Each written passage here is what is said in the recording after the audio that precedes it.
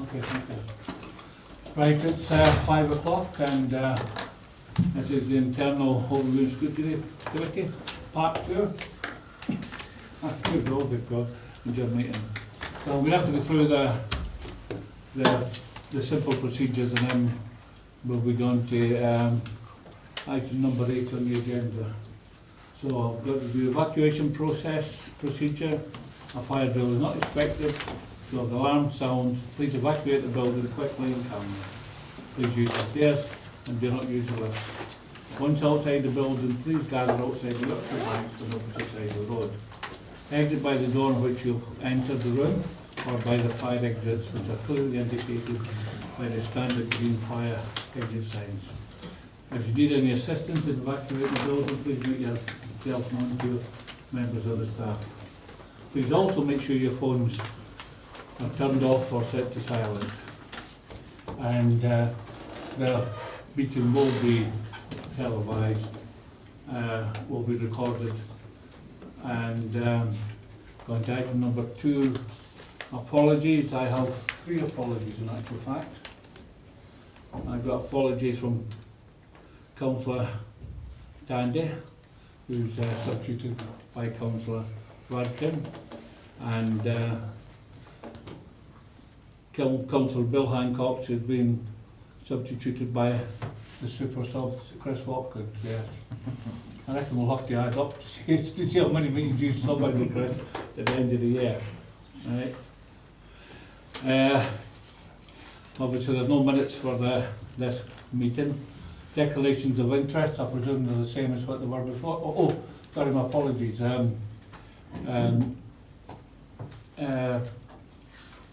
Mrs. Price, Lynn Price, has said that she'll be arriving late. So I'll better put that apologies in for Lynn, or she'll get me afterwards. And public consultation, obviously we've got a couple of 3. First, you can see number 12, 8, 9, 10, 11, 12. From Councillor Condicor and Mrs. Michelle Condicor.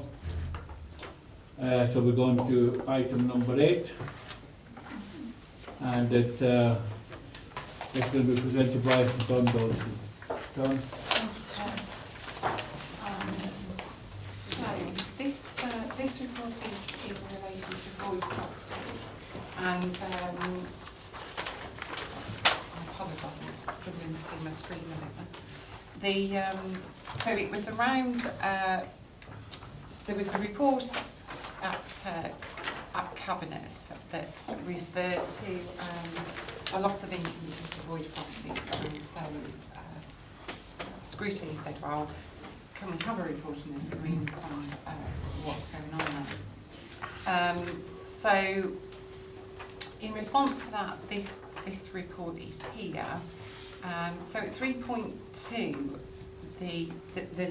I'm basically giving you the definition of the different types of void properties that we come across.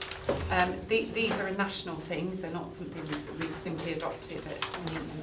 They are a national thing. So the general void properties are what we call run-of-the-mill properties that come through. For whatever reason, they become vacant. And there are a number of health and safety checks we're required to do as a landlord before we can re-let them. So the ideal would be to have a tenant move out on Sunday and a new tenant move in on Monday. That's not something we can really do because we have to have all of the health and safety checks, which take varying amounts of time. We've then got major works void properties, and what we do find is that there are properties that we do have come to us that oftentimes have been let to the same individual or the same family for many, many, many years. They haven't reported repairs or problems, that they've never caused any issues, there's not really been any reason for anybody to visit them. And we can go in and find that there could be problems with damp-proof course.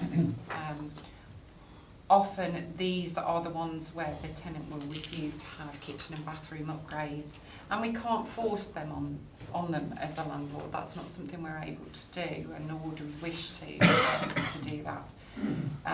So any property that comes back to us that has 3 or more major issues, that could be new kitchen, bathroom, rewiring, heating system, damp proof, course, all those types of things, that's too much. What we consider is, if this was a tenanted property and it was identified all of these works were needed, would it be appropriate to leave that tenant in place while the works were done around them? And the answer is no, for this amount of works. So it's classed as a major voids for that. And then we come on to the difficult to lets, which are the thing that are causing the issue for us here. And these are properties that they comply with all the health and safety requirements. That there's nothing physically wrong with them as a property, but they're not wanted. And it can be, again, for a number of reasons. You know, it's if we've got a smaller waiting list for that particular price type of property. There's a high rate of tenancy turnover in those areas. So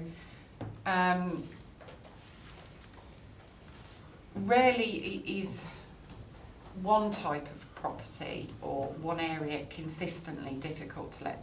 They sort of go through a cycle of lettable, its attraction in lettableness. So we have lots of things that have hit us. Our 2-bedroom properties that aren't suitable for families, especially those with younger children. So upper floor 2-bed flats, properties that aren't affordable for a single person anymore because of size criteria and bedroom subsidy. Age-restricted accommodation, so really older person's accommodation that is no longer meeting the aspirations, and that really is where we are. We're finding this more and more with our independent living stock. So at 3.5, I do refer back to previous reports that have come to Scrutiny, and really to reiterate that this problem hasn't been ignored. It's not as if nothing has ever been done about it. So one of the things that we did do was we started to have a problem with upper floor 2-bedroom flats once the bedroom subsidy came in, and that's because single people could no longer afford them if they were in receipt of benefit. And at the time, we didn't let anyone with children under the age of 5 bid for those properties. So it's important to remember, because it's a choice-based system, we weren't forcing people to bid for them. We were actively saying, it doesn't matter whether you want to live there or not, you can't. And there was a report that did come through Scrutiny in 2017 that subsequently led to an amendment to the policy. So that went through in 2017, which meant that if you had children, you could bid on upper floor flats. It was your choice. We weren't forcing that on you. Prior to the amendment going through, we got 10 upper floor 2-bed flats. We now have none. And that we can say is definitely as a result of that amendment. Currently, the only difficult to let properties we've got are within the independent living schemes. Again, these haven't been ignored. They are. We have done works to them before. So we've knocked 4-bed 6 into 2 flats previously. This was more than 6 years ago, and I'm not entirely sure why I've put £125,000 there, because it was 250. I've halved it for some reason, and it is because of that it doesn't deliver money value for money. So you have the potential for income on 4 properties, but you then reduce it down to 2, but actually you're spending more money than you would to build one, to convert it, so it doesn't equate to value for money for tenants.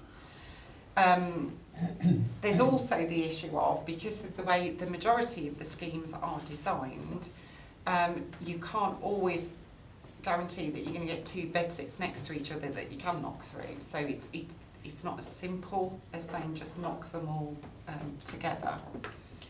We've also decorated vacant bedsits, we've painted, wallpapered, fitted new carpet up to a maximum of £5,000. Very little success on that. We had active open days. We've advertised the vacant bedsits on the open market, so we've sort of basically said it doesn't matter whether you're registered on the waiting list or not. If you fit the age criteria, come and apply for one. Again, there were no applications from that. So when we did the sheltered housing review, we did remove 4 schemes. They were decommissioned.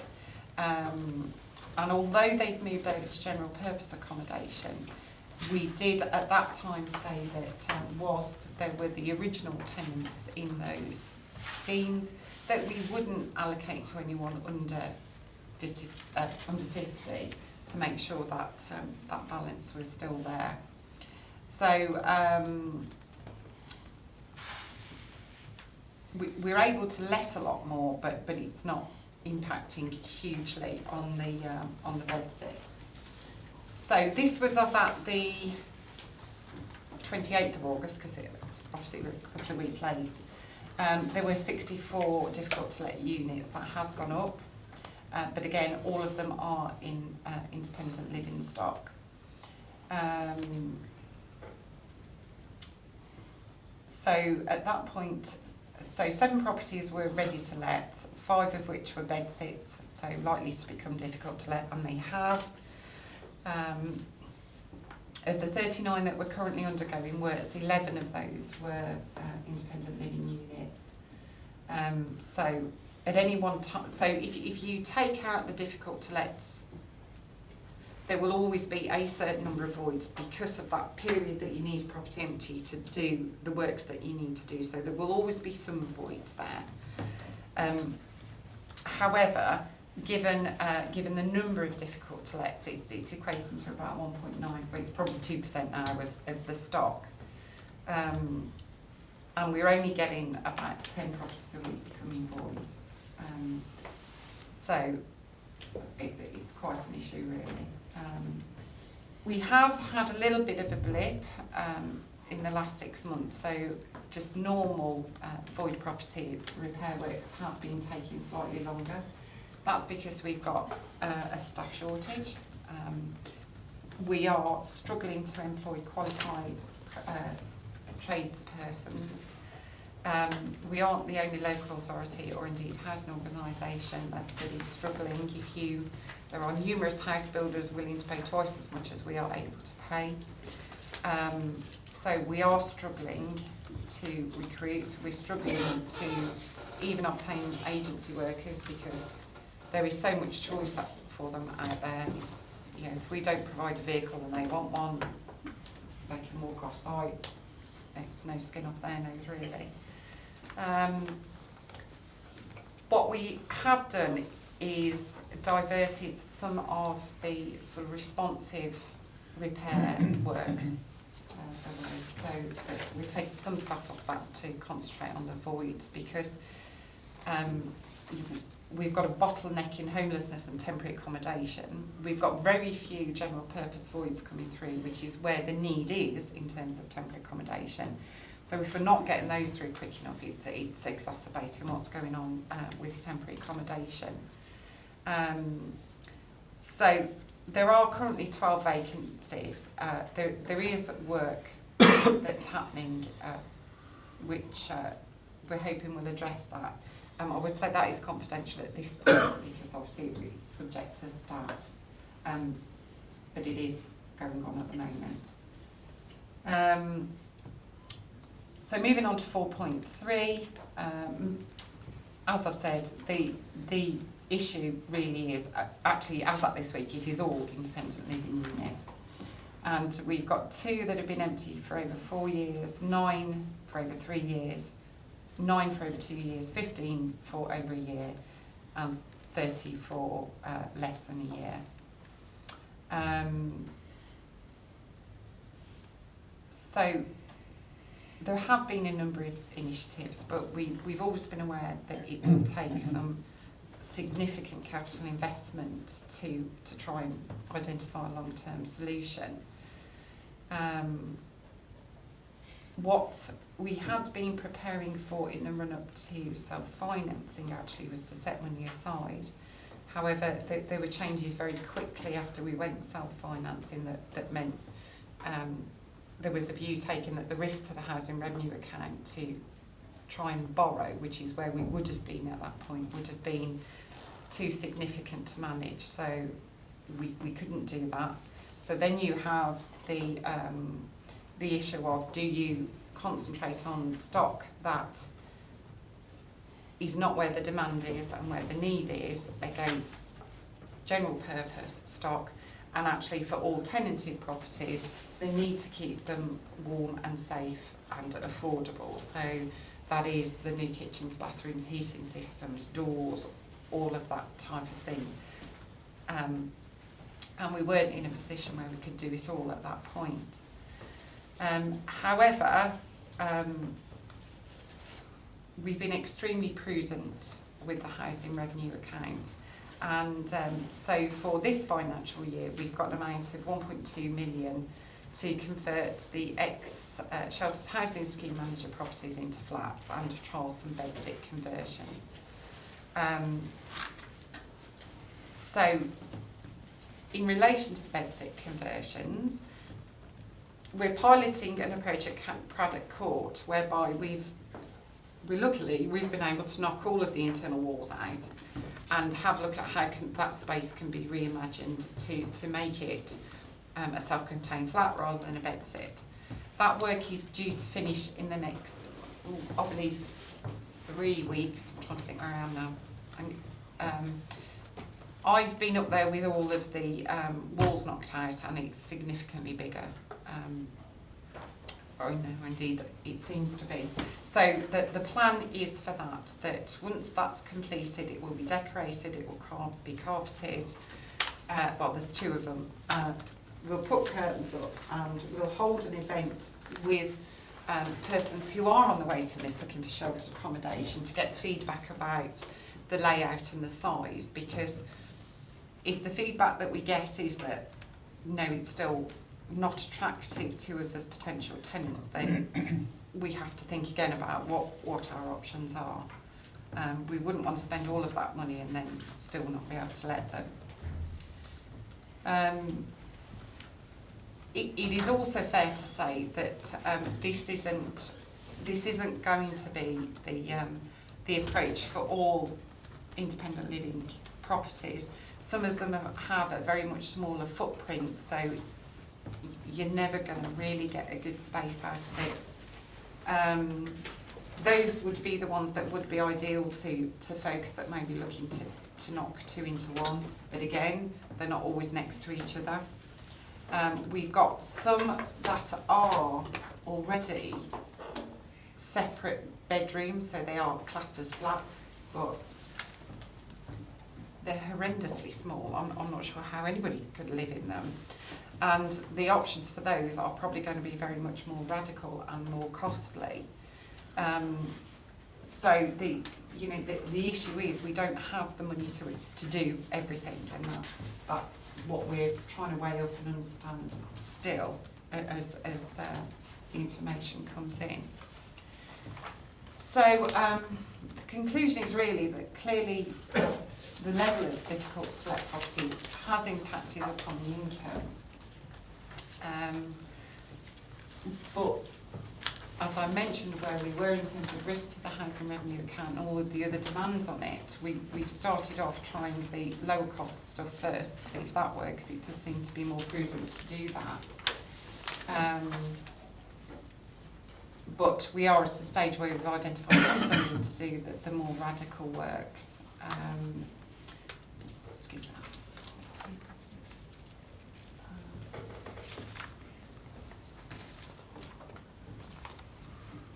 So we've still managed to do all of this against the backdrop of the high level of rent arrears that we're experiencing following universal credit. We've had to increase staff numbers to support those on universal credit. That was something that came out of the pilot project, and that's proved true. I think we've taken on another 4 or 5 members of staff just to stand still in terms of rent. Well, try and stand still in terms of where we are. And alongside of that, we've had 1% rent reduction per year since 2016, and over the life of the business plan, that was £200 million. So there are reasons why the decision not to invest massively were taken at that point, because of affordability issues. It is quite simple, really. And finally, just to say that the issue around the difficult to let has never been ignored. It's never been tucked away or anything else. We've done what we could with the funds we've got available, and at a point where we have more funds available, we are looking to those more radical solutions. Thanks. I've got one public speaker, Councillor Condacor. Thank you, Chair. I've been a councillor for just over 6 years. The first thing I did as a councillor was ask how many long-term voids we've got, and one was, I think, almost a decade empty at that stage. It is a massive problem, these places that are 1970s, 1980s, yeah, they're very old, and they're not suited to actually a lot of modern day living. But we do need to do something about them, because the council pays out council tax on them. And if we pay £1,000 council tax out on one of our empty properties, we only get £130 back. So it's a loss to the council, not just the rent we're not getting, but also the council tax. And I do think we should be thinking outside the box, even as radical as having a January sale, yeah, for the ones that are empty for 4 years, 40% off for the first year. Try and get someone involved. And I think one of the tools we've lost is the Homing In magazine. We had a magazine that went out to all our housing stock, and a lot of this independent living stuff might be suitable for people in general stock who are now finding the stairs are difficult, etc. But we've lost our communication channels.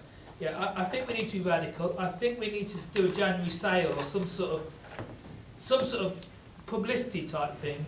And I think we do need to try and recycle our customers from the general stock.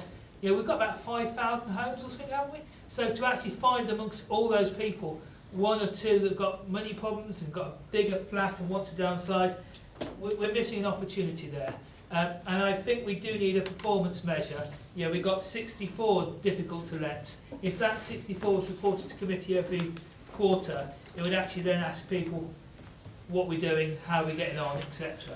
And there's some beautiful places. I mean, in my patch we've got Redhaddon Court and we've got the Chimes. The Chimes looks out onto the Coronation Walk. So, but there's empty places in there now. A lot of our complexes are starting to get a few empties in. So we do need to work on this. And we do need to advertise. But it's actually really nice, some of our complexes. Some of them aren't so nice, obviously. But the culture there is quite nice. And I hope to be living in my house forever. But if I'm not, yeah, it is nice to actually be in somewhere where there's actually some of the loneliness issues are less, because there is actually a common room and things, which some of them don't have and some of them do have. So I do hope we work on this and we report it as a quarterly measure so we can see if we're making progress. Thank you, Chair. Thanks. Any members of the panel got any points of clarification? No. So I shall throw the item.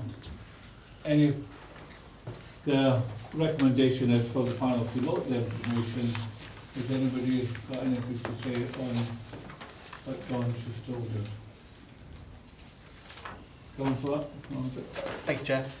Just wanted to really know, and something I was just sort of thinking about that just crossed my mind a little bit here.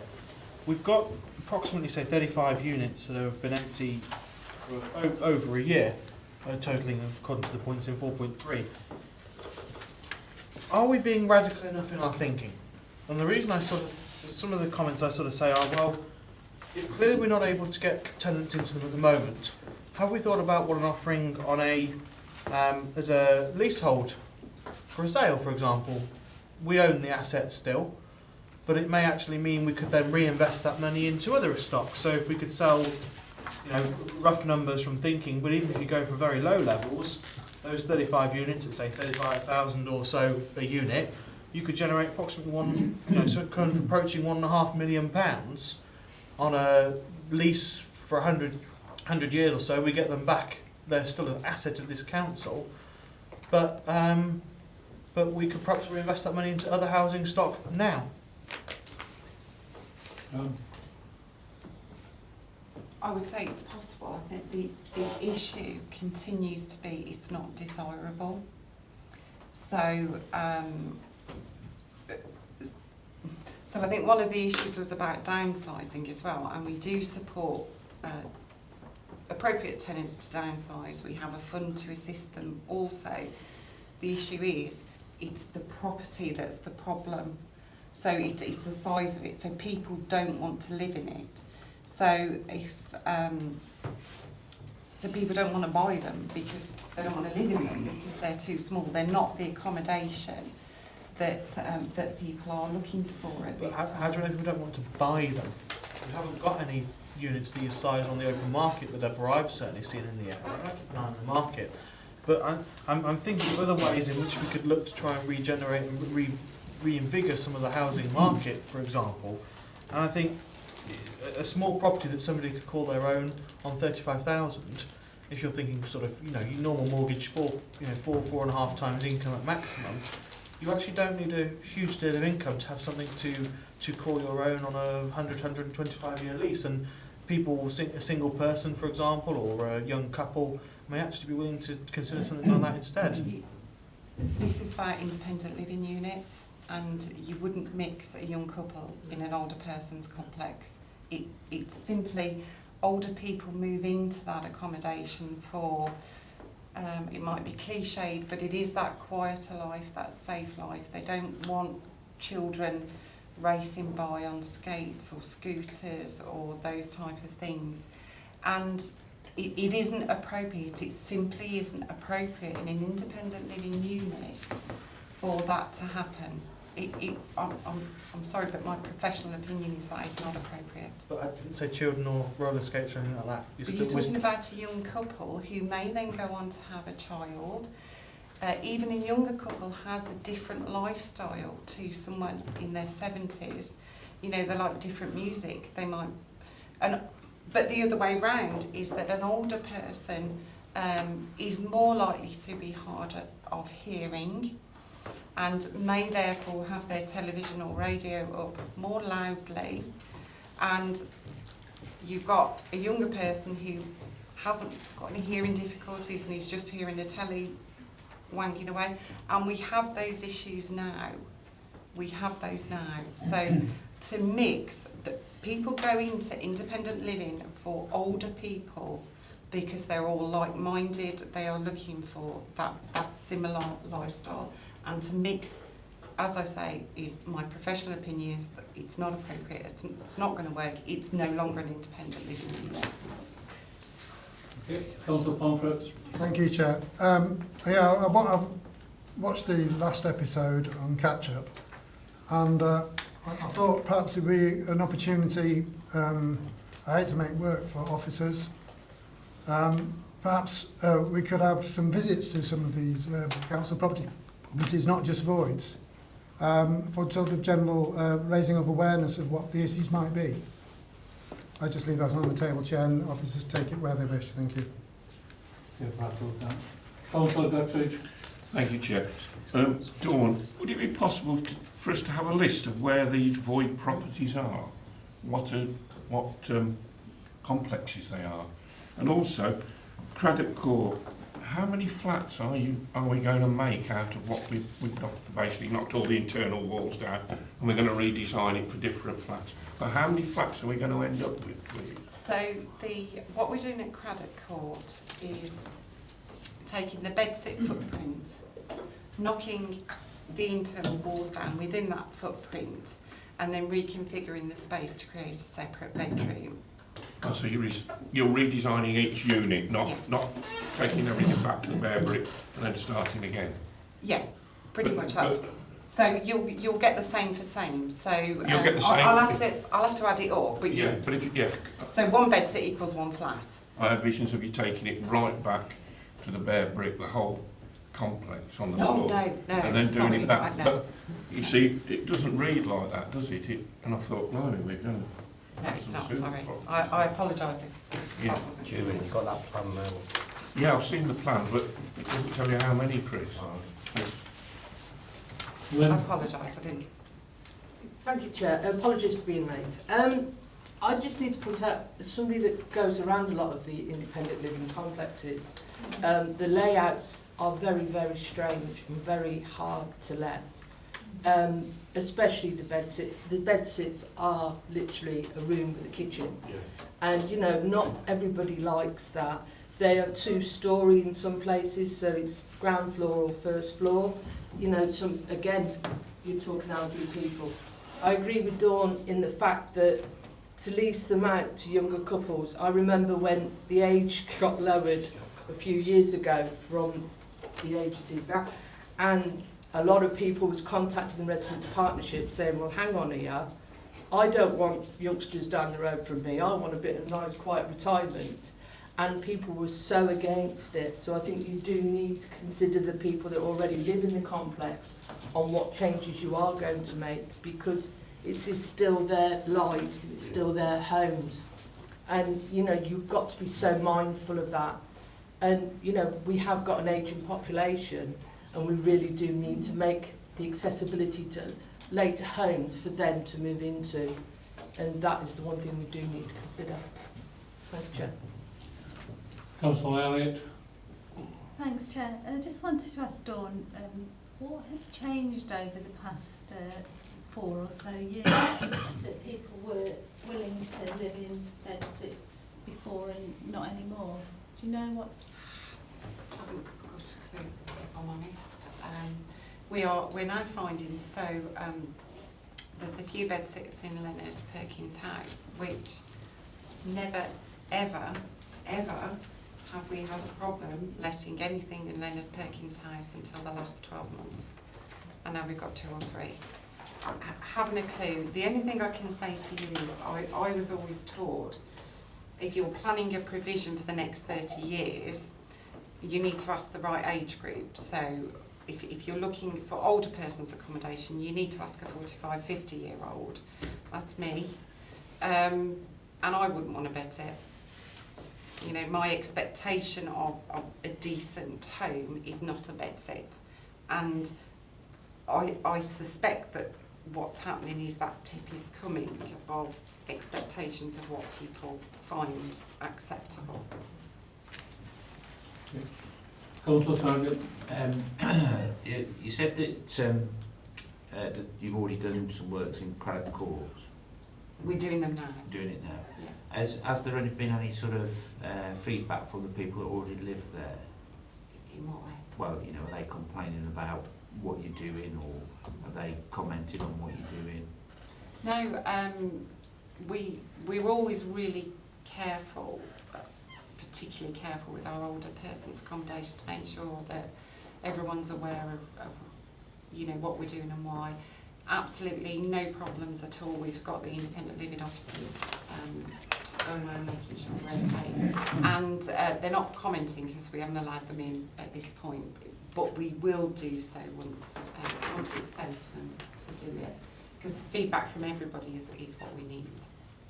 So going back to Councillor Elliott's question about, you know, you said that you need to ask these people. Do you think it would be a good idea to put a survey out now to people to ask them what they actually want? Because what you're actually doing is, you know, in a sense, spending money for something that somebody may not want. We know, so when a property is refused, we ask for the reasons why it's being refused. So for certain schemes, we know we don't want a bed sit, it's not big enough. So we have some information, we're not going in from that blind. But, you know, that it's a broader question that potentially we could look at that. We have had a look at sort of broader studies and research that's been undertaken by the Chartered Institute of Housing, and what has worked in other areas and why that's worked. So partly we're trialling that at Craddock Court, but some of it we know wouldn't work for us, and a more radical solution is needed. So once we've sort of come to some ideas about what that could be, absolutely it's probably something we need to test for widely in the market. The other thing is if there are sections of, you know, maybe in Craddock Court there's you know 10, I don't know where the properties are, but if there's 5 properties empty in say one side of it, could that be used for temporary accommodation for homeless? I'm not saying mix them together as in, you know, but is there where maybe a section of a building is completely empty?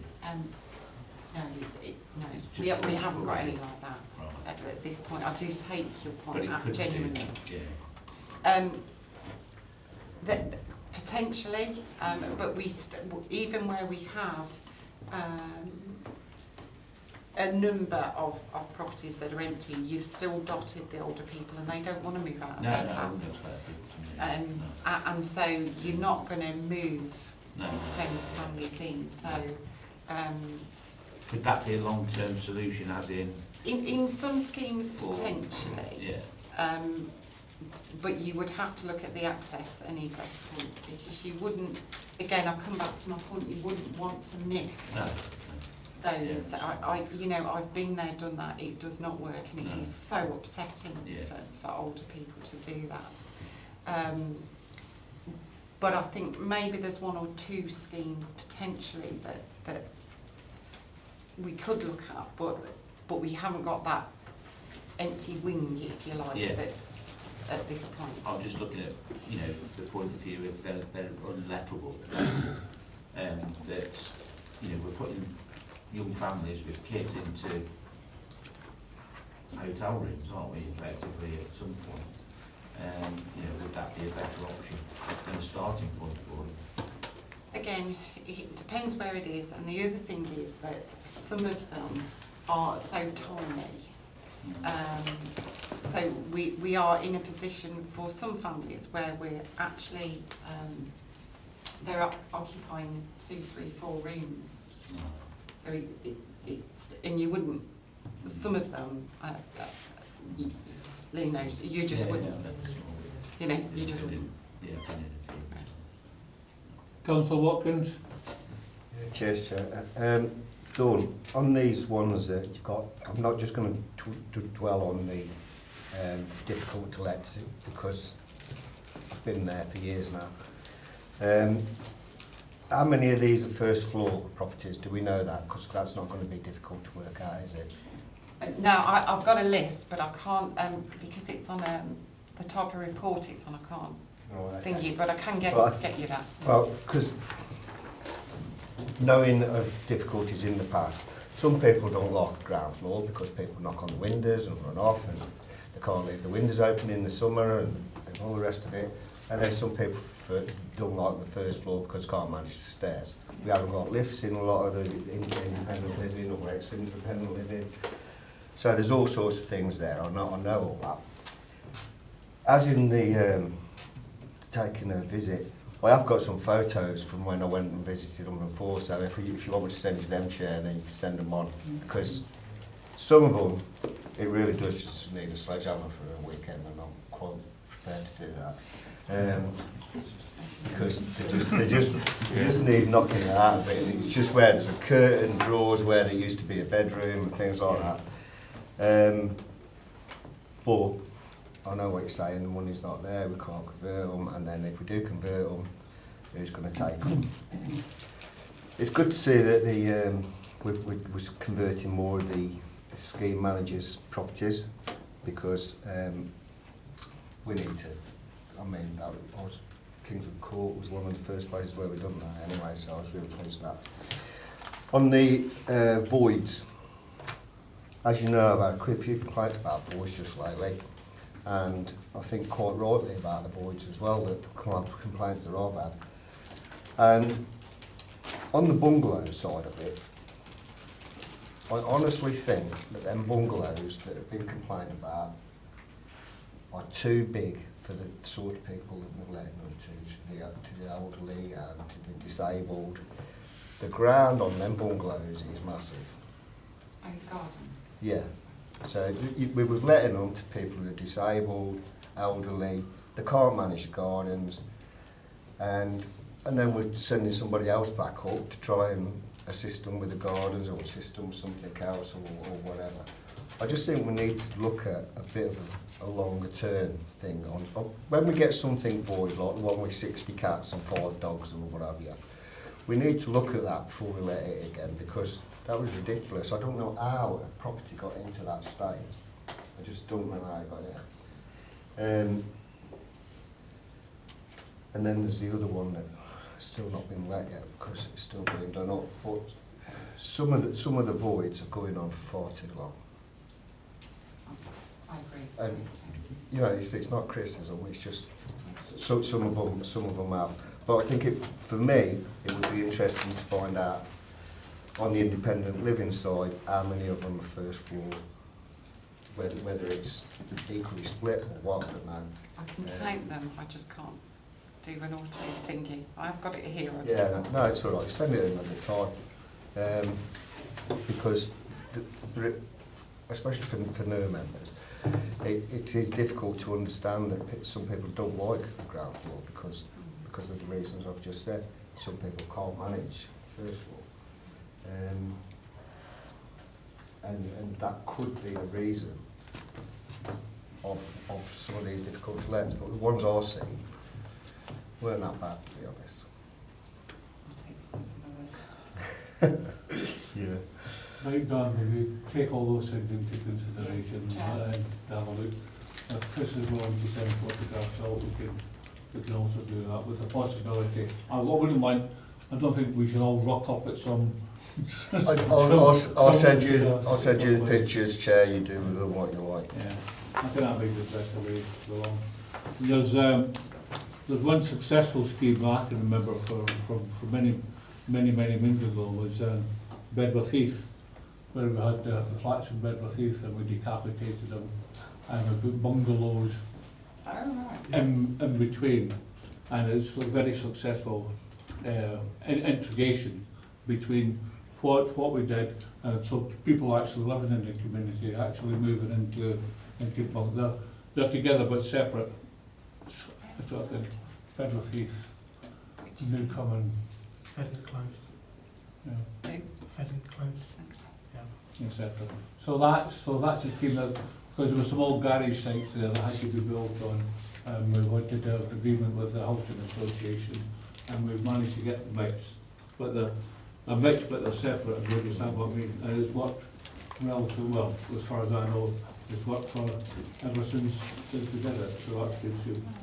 So we've been asked to note the report, and note the report was the comments that was said earlier on, so we'll take them into consideration for future.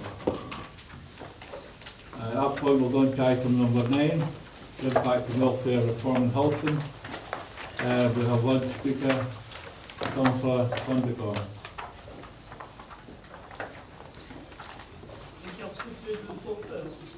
Pardon?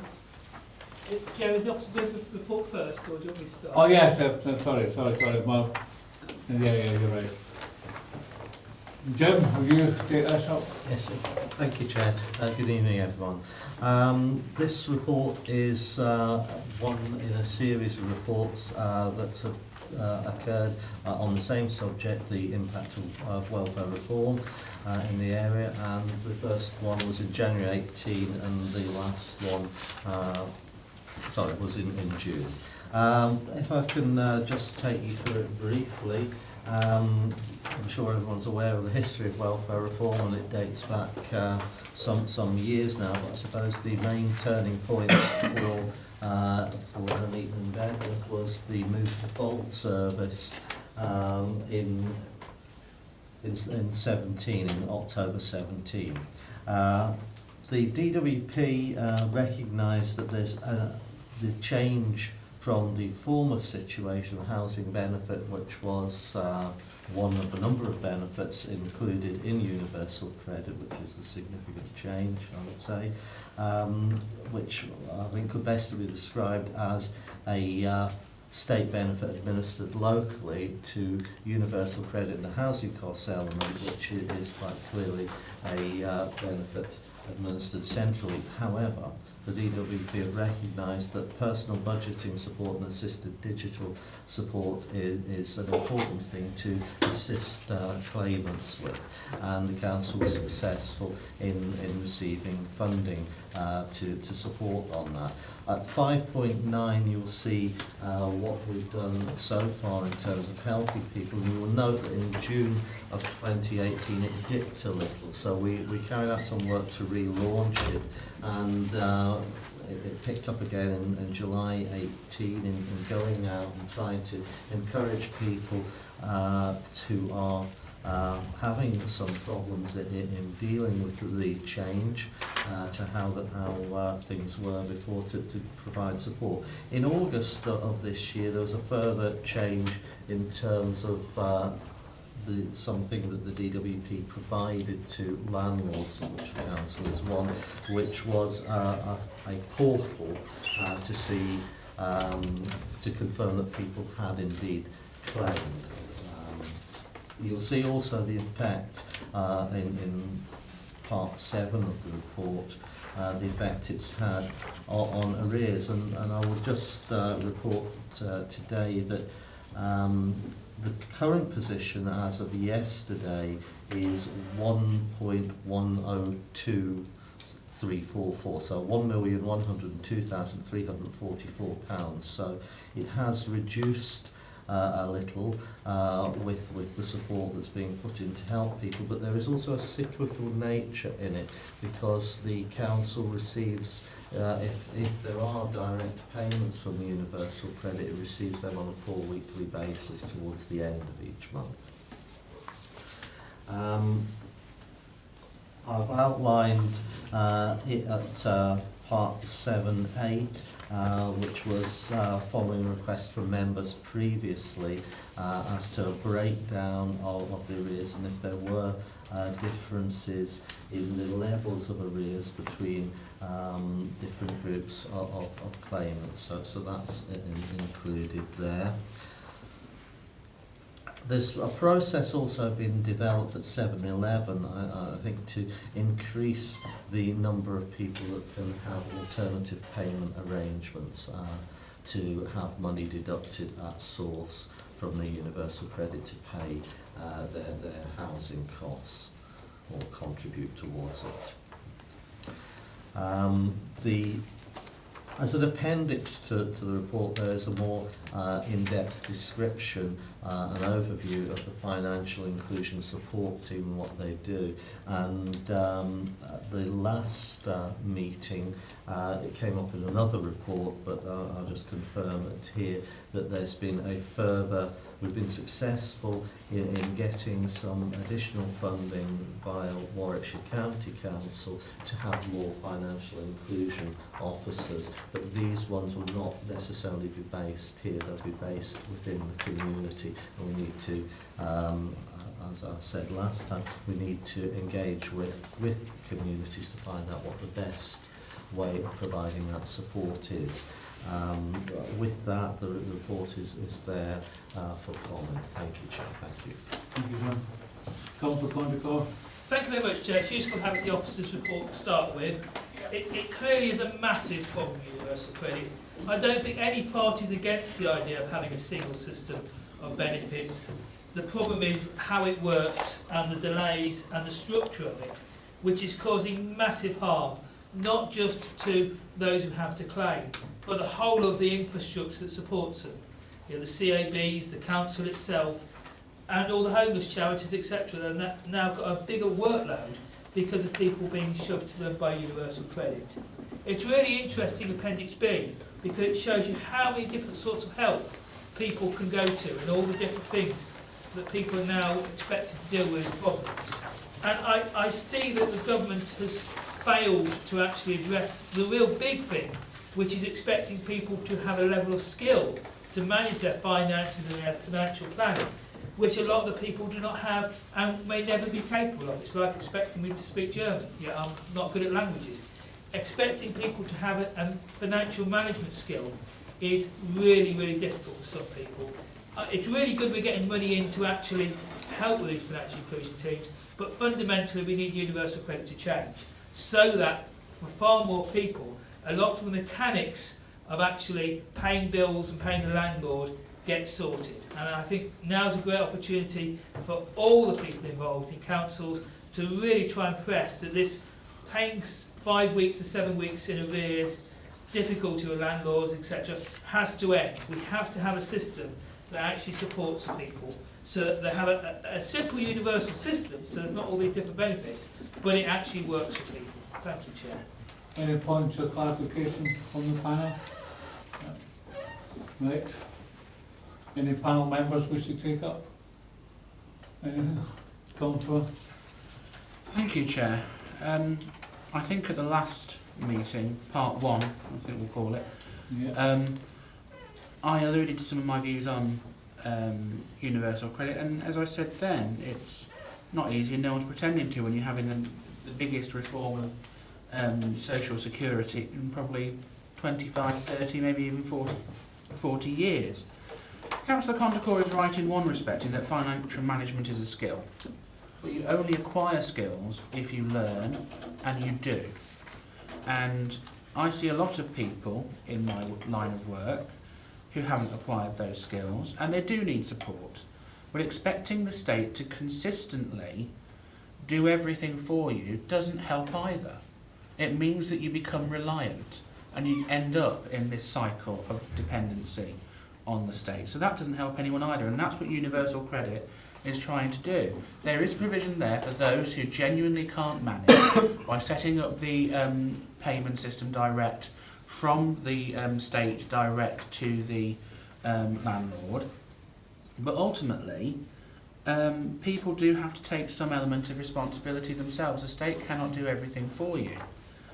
And I've mentioned this at Cabinet and before, but I find some of the reports which we are given, both by Cabinet members and sometimes by officers, to be misleading, and particularly by some Cabinet members to have a political bent on them.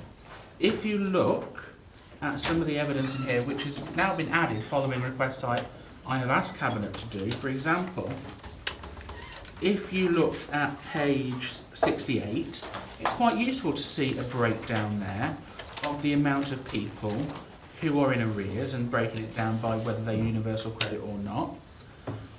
Everyone keeps blaming universal credit for all the ills, but this report clearly states that council tenants not in receipt of universal credit are by far the biggest creditor to the HRA than those who are with universal credit. And also with universal credit cases, and this is a myth which keeps on being peddled, that suddenly universal credit came in and arrears have rocketed. There is an increase in arrears, but those who were on universal credit were more likely to already have been in arrears beforehand. So you can't tell me that we have accrued £315,000 worth of debt to this council just from universal credit cases, all within the space of just about a year it's been operating. Those people in that system, some of them will be new, but a large proportion will have already been in arrears beforehand. And if anyone tries to tell me otherwise, I know differently, because I deal with this. And there are many cases which are repeat offenders who keep coming back and keep coming back, They get their orders from the court saying we'll suspend your warrant eviction on payment of your current rent plus £3.70 off your arrears, because that's what some calculation works out at. Those people who, and a large proportion of those will be moved on to universal credit, but they have a history of defaulting on this council. I'm not pretending universal credit is perfect, I don't think anyone is.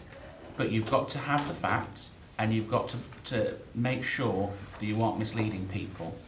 Another thing, Chair, is there are a number of useful things in Appendix B, but it doesn't give the full range of support. And for example, I mentioned at Cabinet, and I see it hasn't been taken up, and I'm disappointed in that. But there are other sources of support that people can look at. So, for example, I want to give advice. I would like advice on how to manage debts. I would like to learn ways to make the most of my money, i.e., better deals, or get legal sources of support. People, when they go to the CAB, and I hear this firsthand, sometimes it takes 2, 3, even 4 weeks to get an appointment to see an advisor direct who specialises particularly in housing matters. But there are other sources of support, like the Personal Support Unit, which has now been established, which operates out of Coventry County Court, which is there on a Monday. And I know that is a registered charity, and its patrons are former law lords, senior lawyers, etc. And they want to expand there. Why can't we signpost people there? Not everyone can get there, but it's a signpost we can give them. There's P3 in town. They can provide support, which has taken a large element of support from some of the registered social landlords. I can't remember what it used to be called. I've been to bed since I went to the meeting. But P3 have taken on a large proportion of some of the other registered social landlords' cases. And if we are dealing with people who we know we have sent to court for their arrears, why aren't we signposting people to the duty solicitor that is there for housing cases? So they actually get to see someone before they go to court, because they may be eligible for legal aid in that case. Because that is one of the few instances in civil courts where you actually get a duty solicitor on hand, is when you are having repossession cases. Our solicitors certainly know that, because I've seen them time after time negotiating with the duty solicitor. Why aren't we signposting people in that direction? It's an open and fair competition, so everyone should know, and legal and housing should know. It's LDJ solicitors. It's not favouring any particular one, that's just the nature of the beast. That's who's got the contract. Why aren't we telling residents that? So we do a lot, but there's more we can do, and we should signpost people to these other sources of support as well. And not just rely on the same old people to do the same old jobs, because they cannot always cope with the amount of work. As I say, 4 weeks to get an appointment with the Citizens' Advice. If you've got your warrant to have your eviction done, you could be evicted within 4 weeks. Fat lot of good it's going to be sat on the waiting list, but we could have appointed someone somewhere else much earlier, Chair. Jim, would you like to make some practical comments? I've got no intention here trying to do a political one with what some people regard as a failed system from the 19th century where people are supposed to be in arrears at their own fault and scapegoating people. I think that's way past now. But apart from the political stuff, do you want to say something? Just to just so we can thank the councillor for those. I've noted those down, and I would ask any other members or any other groups just to highlight if they believe that there are some gaps in this signposting. I'm happy to take them on board. There is also, if you can, Jim, have we got any facts and figures in front of us with the number of tenants that were serial not payers compared to what there is at the present moment? Can we identify anything? That will present its challenges in identifying, but what I will do is I will certainly have a look at how we could extract that. But what occurs to me already is about the movement of tenants and indeed the fact that the arrears might very well be cleared first. So, but I will investigate it and report back to Yeah, I think it would be better to have facts in front of us Yeah. rather than anecdotal statements, whether they're true or not true, I don't know. It may be, and sampling, quite happy to take advice from random sampling from audit and use that if I can't extract a full story. I think that'd be helpful. Councillor Watkins? Jim, I don't expect you to answer this in full because you're not that person. But we've got support officers downstairs, so could you roughly explain what they would do if I went to them and I needed some support? What would they do for me? I do know roughly myself because I know people that have been into Jane Beer's team, for instance. Well, So what would Jane Beer's team do for somebody? what I would say first off, it's in many ways they're there to help people and to offer support, but they need engagement from the individual. So sometimes it's a difficult one in leading the person to that point, because debt is an issue for many people, and it's an issue in how open and how able they feel to talk about it. So the first thing is to try and put people at their ease, and then try and get to the root of the problem. What is their income and their expenditure? What are the priority debts? What is that they want? Because certainly what the aim of it is to look after, try and get the best situation in terms of securing what I would imagine is what most would like, some security over their property, but that will require addressing any amounts due, and it's about advising how we can do that. Everyone will have their own problems, and some of these situations might well be that we have to signpost somebody to somewhere else. But the consolidation and recognition of any of the outstanding debts and the income that they've got to cope with it is what we'd be hoping to achieve. So I suppose really as councillors we need to know a bit more about what we can offer as a council. Because also when I was at a recent thing, I didn't actually realise, but Orbit offered the same sort of thing as well, that befriending thing. So you've got different housing associations out there that also offer financial help and things like that. But I must say that was a new one on me. So, but she says it doesn't only have to be for Orbit, it can be for any council tenant. So she will befriend people and help them. So that was a useful contact for me to get. So if there is any other housing associations out there that do offer a similar sort of service, then we need to know that as well, if it's not possible, so that we can send our tenants there if they need to. So I think things like that on signposting would be useful for all of us. Anybody else? Councillor Elliott? Thank you. The go live date 25th of October 2017, but not everybody claiming benefits is on universal credit. No, that was the full service side. So if there was a break, for instance, in a legacy benefit, they would then go to, well, not everybody, but the core of the claimants would go to universal credit at that point. Looking to the future, all I can tell you is that the migration plans will be may be available, it's planned to be available from July 2019, but where we are in that is not known at the moment. And that will be the taking all existing housing benefit claimants, working age ones. The plan is to migrate them onto universal credit throughout Britain starting from that date. And it'll take place, what we've been told so far, in much the same way as the full service was rolled out, area by area.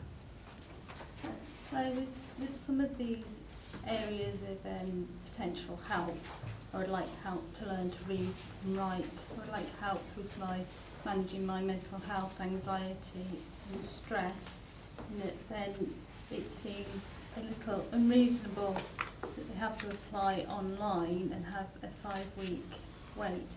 Is that 5-week wait disappearing? I know it was shortened. It has shortened, yes. I can't comment on whether it will disappear. That will depend on the demand for it, but it has shortened. So it's going to get a lot worse.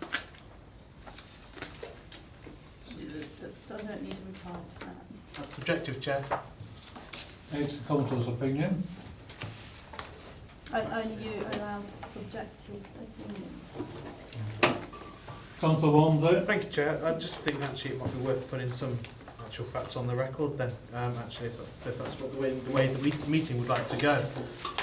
You know, the fact that actually we're hoping to get 200,000 people back into work through universal credit, and then actually what we need to see to try and do, actually I think the root of all the problems we have is employment and ensuring that people get into good, secure, full-time employment, and I think actually it's important that we look about how we can do that, because we've had 3.3 million jobs created since 2010, and that we're talking about those being, I think it is 3/4, 75% have been in full-time employment, and actually I think it's really important that should be a root of the starting point here, so that we can look to try and give the people, as all councillors have said, some extra security for themselves and their families going forwards.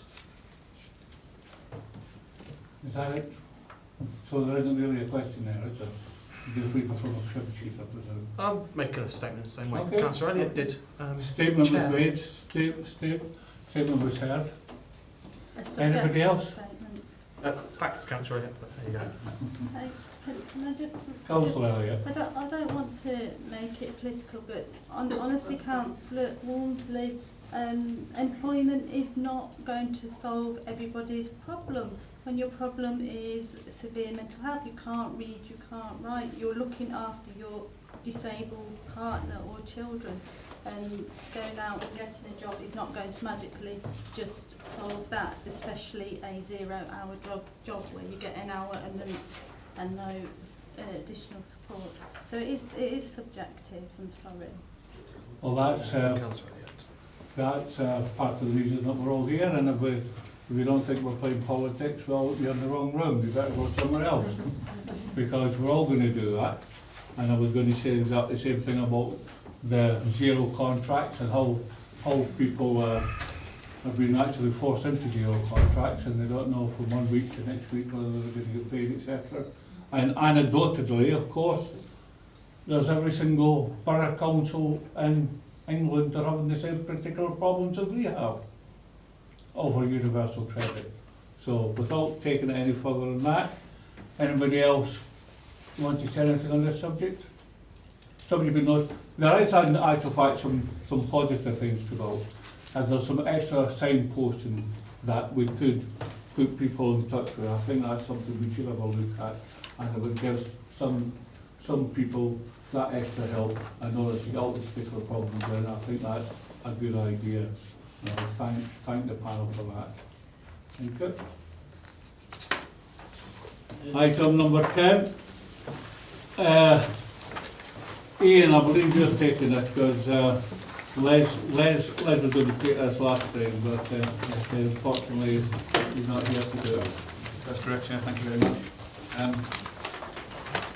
So you went through a report on progress with the Abbey Street and Victory Street projects in the Nuneaton Town Centre. As the report explains, and you're very well aware, this is something we've been working on for a number of years. The report tries to set out some of the difficulties we face in bringing regeneration schemes on this scale and complexity into fruition. It's a bit like trying to line up all the planets. It's not impossible, but it is very difficult. And just when you think you've nearly got all the planets lined up, something sudden can happen to the macroeconomy and it's all blown out of the water and beyond our control. And we've had an example of that with both of these schemes in the past, and so we've had to almost go back to scratch and start building again. But nevertheless, progress is made. One of the difficulties, though, that I face in bringing this report to you tonight is that a lot of this progress is involved in commercial negotiations with private sector organisations, and is therefore very limited as to how much I can share with you in a public forum. And of course, this meeting is a public forum. But nevertheless, I've shared in the appendix as much information as I feel able to. However, members may be pleased to hear that there will be more opportunity for cross-party political discussion through other mechanisms where more information will be, where it will be possible to share more information with you, because there will not be public forums.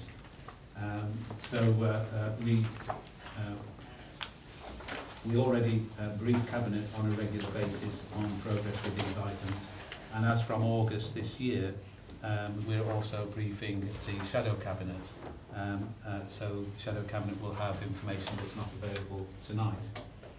With regards to the Vicarage Street scheme, we previously had a cross-party member panel made up of the leaders and Cabinet members and directors from this council and the County Council. That fell by the wayside when there was very little for them to discuss, but that's going to be re-established.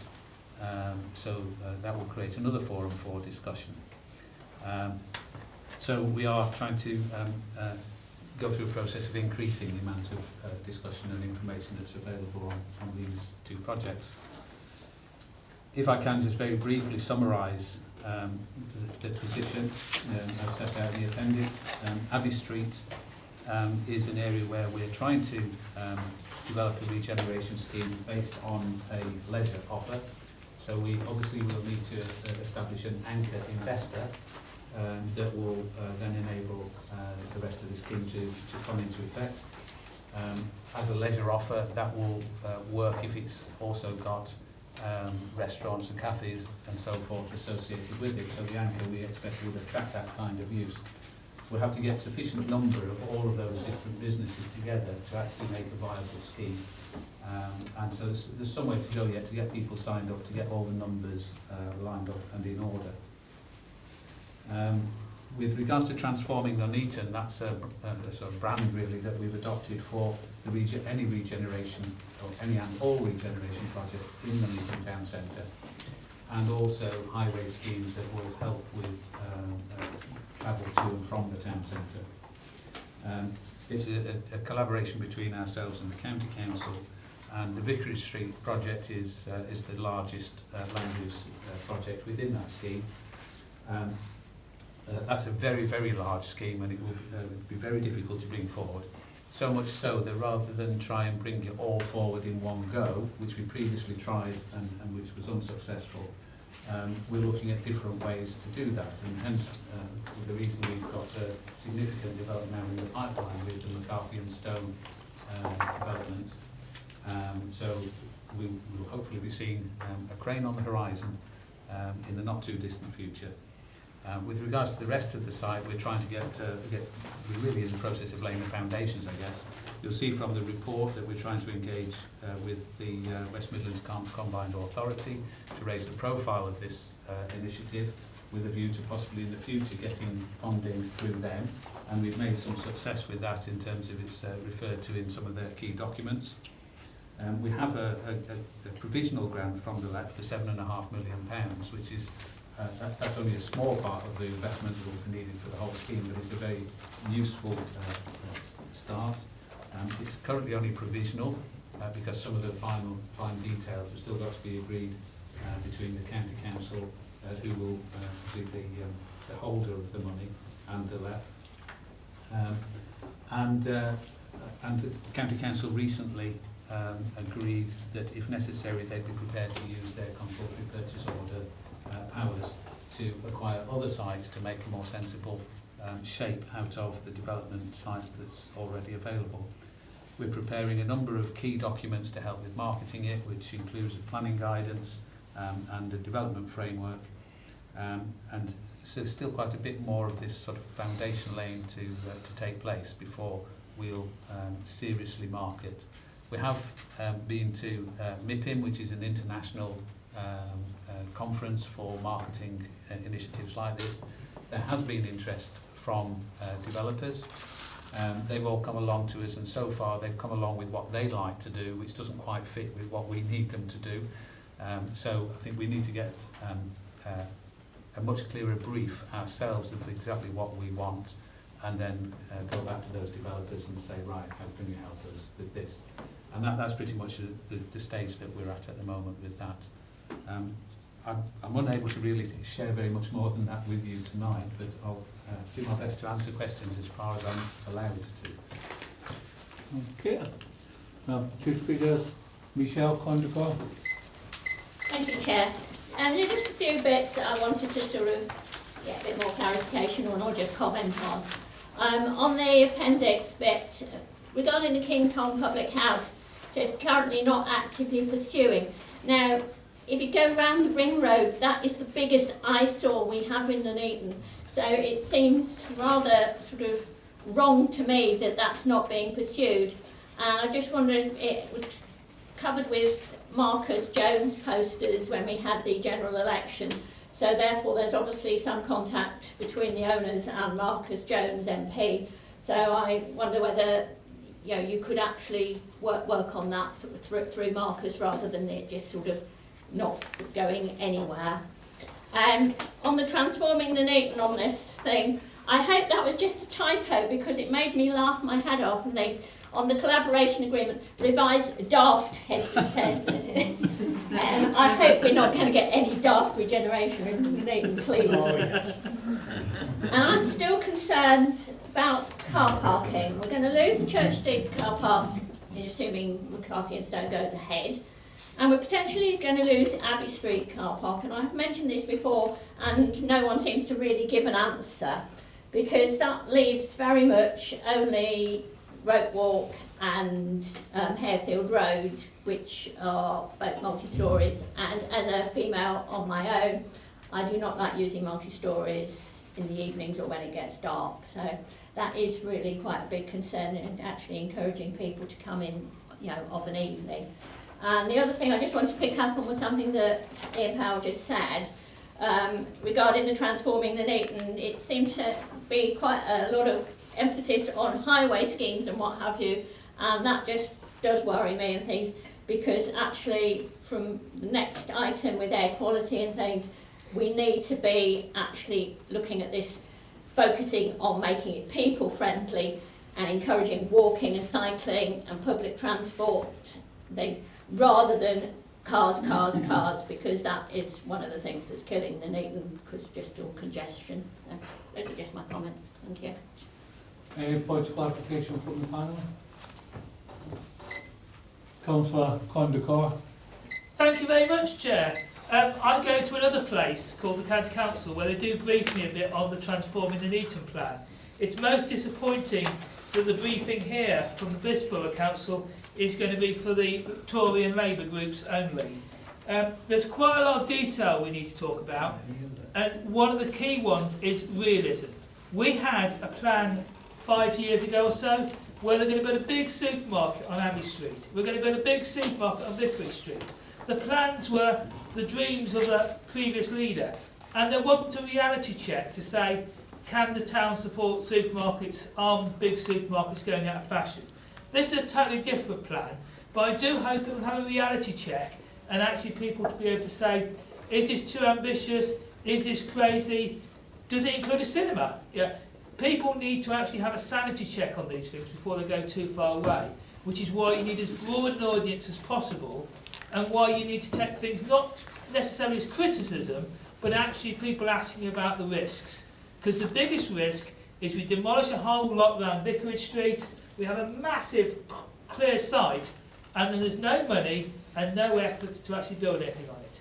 We know what's happening at the moment. McCarthy and Stowe put out a warning about a week ago, 2 weeks ago, about how they were finding things difficult and the issues they have going forward. The environment keeps changing, and as Ian Powell talked about macroeconomics, there's a lot of macroeconomics happening between now and March.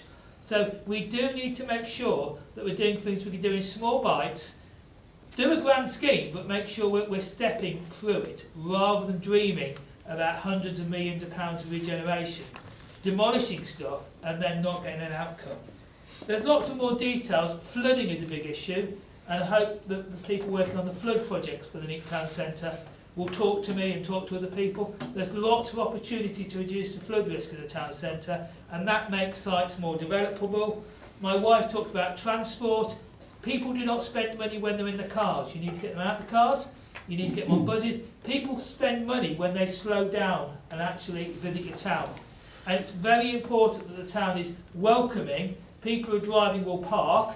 People cycling buses. It's these sort of things that spend money, not building big ring roads. And I could talk at great length, and obviously I know a lot that I can't talk about here. But I do hope we get it right. This is a once in a 30 or 40 year opportunity. We talk about the right things, planning guidance, etc. We need to get the details right so we don't build things that are actually going to be a liability. Thank you, Chair. Any points of clarification from the panel? Yeah. The floor is open to the panel then. Councillor Wilson. Thank you, Chair.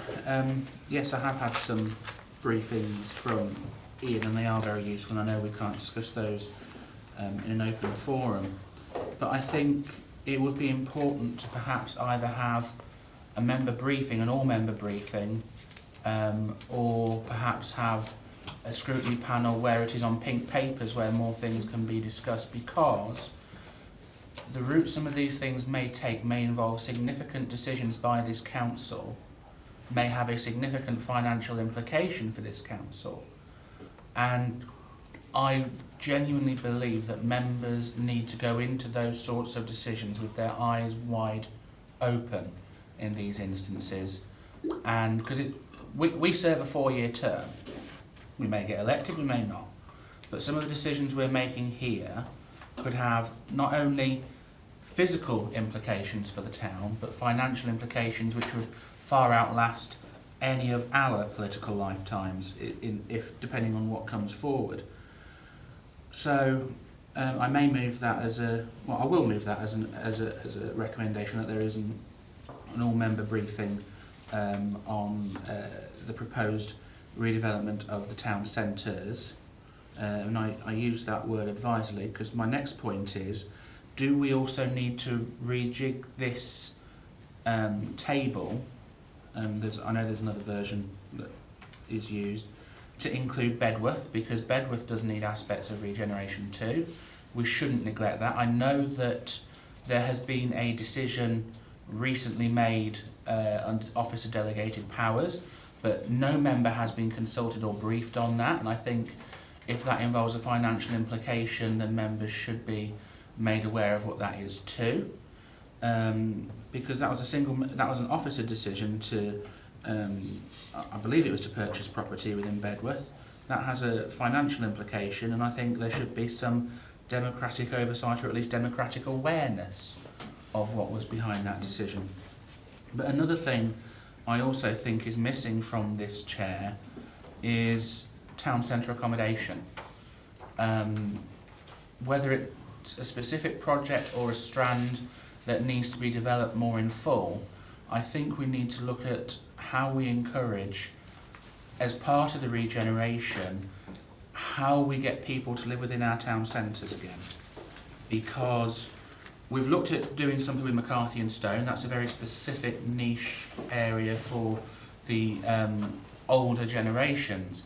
But to try and revitalise our town centres, and they are constantly evolving, and that means you're going to have new demographics coming forward, and people may want a cafe lifestyle, or they may want something completely different. But you need, I think, if you get people living in the town centre, that could help kickstart a regeneration. We've recently been, actually flown back in yesterday, visiting our twin town in Cottbus, and it was a lovely visit. All our own expense, I may add. And it was interesting to compare and contrast the things which get done between towns, and they have some very similar issues to us in some respects. They are a continuing mining community, for example, and we are a former mining community. And they are trying to encourage people to live back in the town centres again. And I think it's something that we need to look at moving forward, because it is and I know I'm preaching to the choir on one aspect here, Chair, but it can also have an economic impact, not only because you're close to the train station, it's easy to get to work, but also somewhere to live and have a social lifestyle as well. So I would move that formal recommendation about an all-member briefing about some more detail about what's going on behind here, because I think that's important. But I think we need to look at Bedworth, and I think we also need to look at a strand on accommodation within town centres, Chair.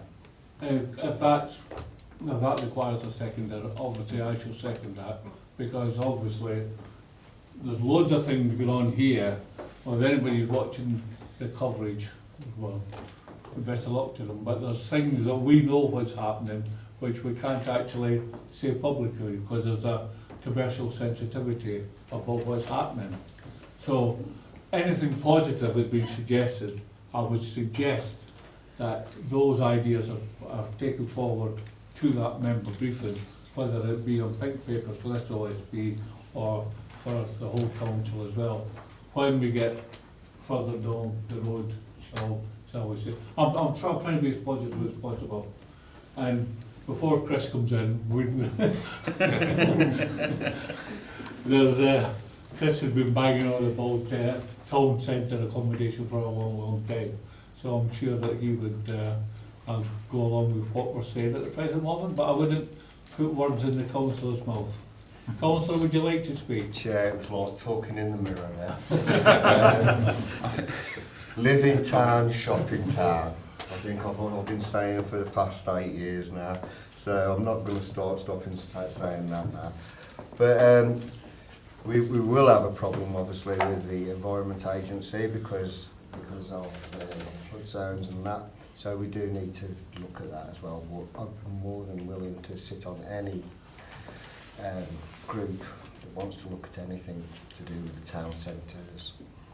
Not to cut any debate short or anything, but as I say, we know what we know, and Ian, if you take some of the comments back today, and hopefully some of the comments will be brought back to a special meeting for the whole council, or even on pink papers for this OSP. That fine favour with everybody? Move it forward. Okay, thank you. Right, item number 11, air quality. Chair, as the panel will be aware, every year we have to undertake an annual review of air quality, and this report sets out the findings of the annual review. Essentially, the situation is fairly similar to the last time. We have 2 air quality management areas, as you know. One of them currently has no exceedances of the nitrogen dioxide standard and hasn't had an exceedance for the last 5 years. So it's been suggested that we might remove that air quality management area. At the moment, though, officers' view is that we should wait until we've adopted the borough plan, and at that point we'll consider whether or not we should remove it. But to do so before we know absolutely for certain what's in the borough plan, I think would be a bit premature. But from an air quality point of view, it's pleasing to be able to report that there are no exceedances of the air quality objectives, and that's on the Leicester Road GRA2. With regards to the Corporation Street air quality management area, there are 2 locations where there were exceedances of the 40 micrograms per cubic metre standard in 2017. There's also 1 location where there was an exceedance the previous year, and that's fallen away, but it's still quite close. So there are 2 or 3 locations that we still need to watch. In terms of general trends, they're either slightly down or remaining about the same. So the sort of reductions we saw in previous years are not happening anymore, but at least it's generally a positive picture. And as members will be aware, the work we did for the borough plan indicate that with all the borough plan developments in place by 2030, there will be significant improvements in air quality, and there will be no need for any air quality management areas anywhere in the borough. I'm more than happy to answer any questions that members may have. Thank you. I've got two speakers. Michelle Condacor. Thank you, Chair. I'm afraid I'm going to be flitting around a little bit because I've written various bits down and scribbled on the report and things. In terms of the actual figures, page 23, I'm very concerned with NB30 Midland Road, which is one of the areas which is really high, how many missing figures there are on that particular line. I don't know why that should be. And I'm also concerned with then that the figures are just added up and divided by the number of figures they are to get the average. Whereas obviously in the winter and things, we are tending to have high figures, and that also applies to NB41 on that page, Newtown Road, Bedworth, which is a very, very busy junction, and I think actually has got worse in terms of traffic in recent times, certainly from when I used to work over in Bedworth 7-8 years ago. So that is, I'd like to know sort of what's happening on those. There also seems to be some huge variances between figures and things. Some areas which from summer to winter, from 14 going up to 34 and more and things. So I want to know sort of what factors are looked at, because obviously sometimes there's been a road closure or something, so there's been a whole period where there's been no traffic going past that particular site or things. Ones that are by near schools and things, do you actually look sort of how much it is affected by school holidays? Because certainly anyone who travels on the roads knows that in school holidays, getting around is so much, so much easier. I'm very concerned about the bit on page, it's the little twos, it's the preamble and things. A number of planning permissions for housing developments have been granted in 2007 on parcels of land to the north of Nuneaton. Increased traffic from these developments has potential to impact, so air quality assessments have been required. But they haven't been required on all, and that is a huge issue, in my opinion. The last one that was approved, and they're going to have to do air quality thing now that they've already got permission. So I don't know what we're going to do if the figures come back. It's absolutely ridiculous. I think all developments, and I'm talking about these big developments which are 100, 200, 800 houses and things, must have an air quality assessment and actually looked at, because everyone I've looked at, it says it's going to be a negligible effect, and it's not negligible, because if it was only that development, but we're getting development on development on development, and this applies particularly like the Judkins development. That it said there's not going to be a significant effect on the air quality around by Abbey Green, and that's already keeps exceeding it. So it just doesn't add up. We need to be much more robust on sort of challenging air quality assessments for developments. Okay. Any points of clarification on this, Peter? Councillor Condacor. Thank you, Chair. First, the good news. The County Council is looking to get some mobile air quality monitors, so people are able to put them on their belts and walk around Abbey Green, Old Hinkley Road, and I hope the Borough Council is going to take part of that, so we can actually look exactly where the pollution is worst. Second bit of good news is you corrected quite a few errors in this report compared to the previous one. A lot of the locations, if you take the 2017 report and the 2016 report, a lot of the distances from curbs, all that stuff, X, Y's, they've been corrected. So there's been some improvement. The bad news is we aren't improving air quality. We're getting more and more traffic, and there's quite a lot of this report to be worried about how the data's been handled. For example, some of these reductions are actually because the 2017 data has been distance corrected. So if you looked at NB15 and then looked further back in the appendix, the original reading was 33, gets converted to 29 because of the bias factor, and then you've distance corrected it. All the previous years haven't been distance corrected, as far as I can tell, so we're actually putting in a drop that isn't really there. We also have the fact that this year's bias factor is 5% less than last year's.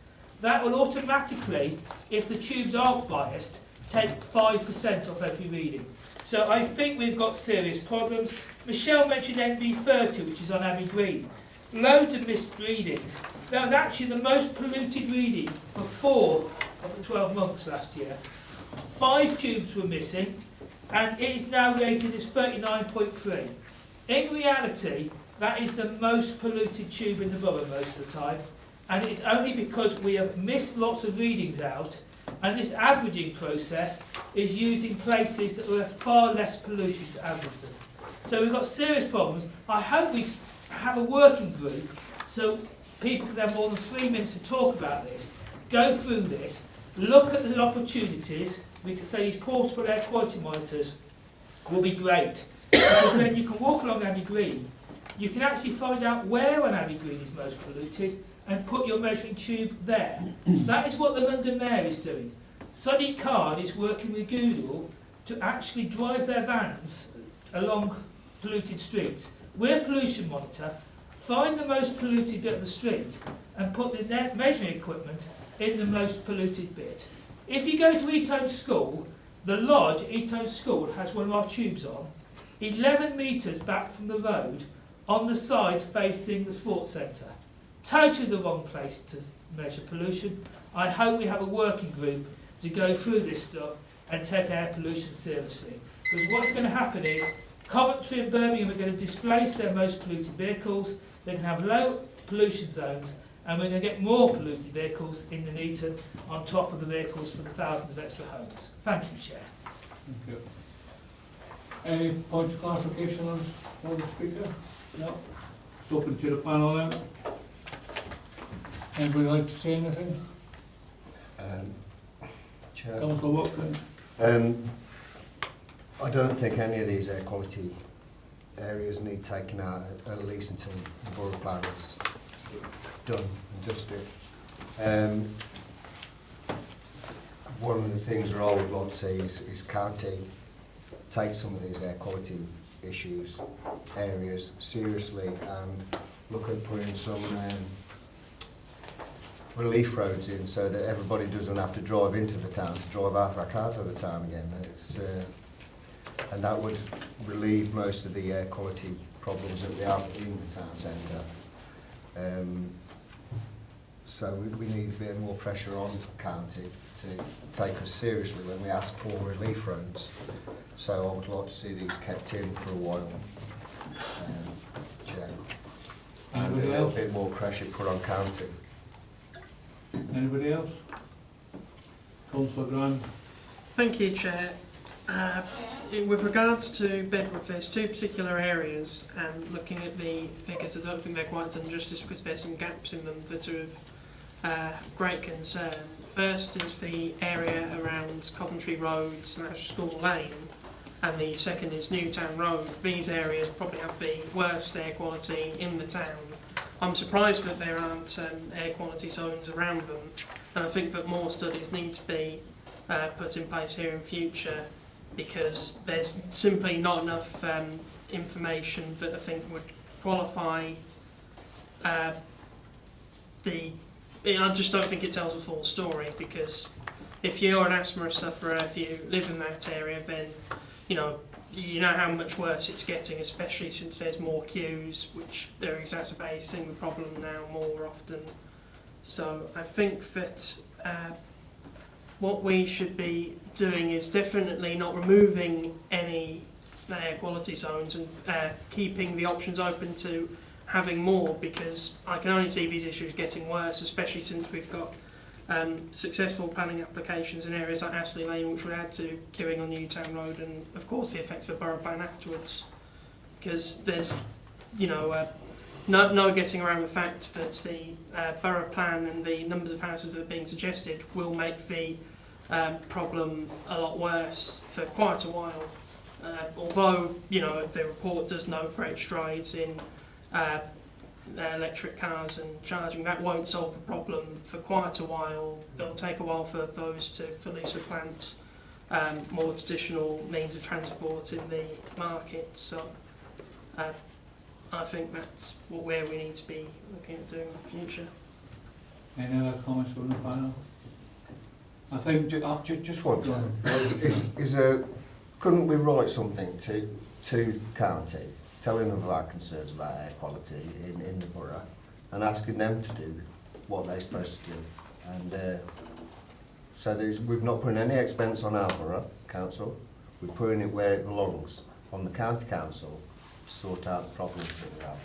I'm sure it happens in other places.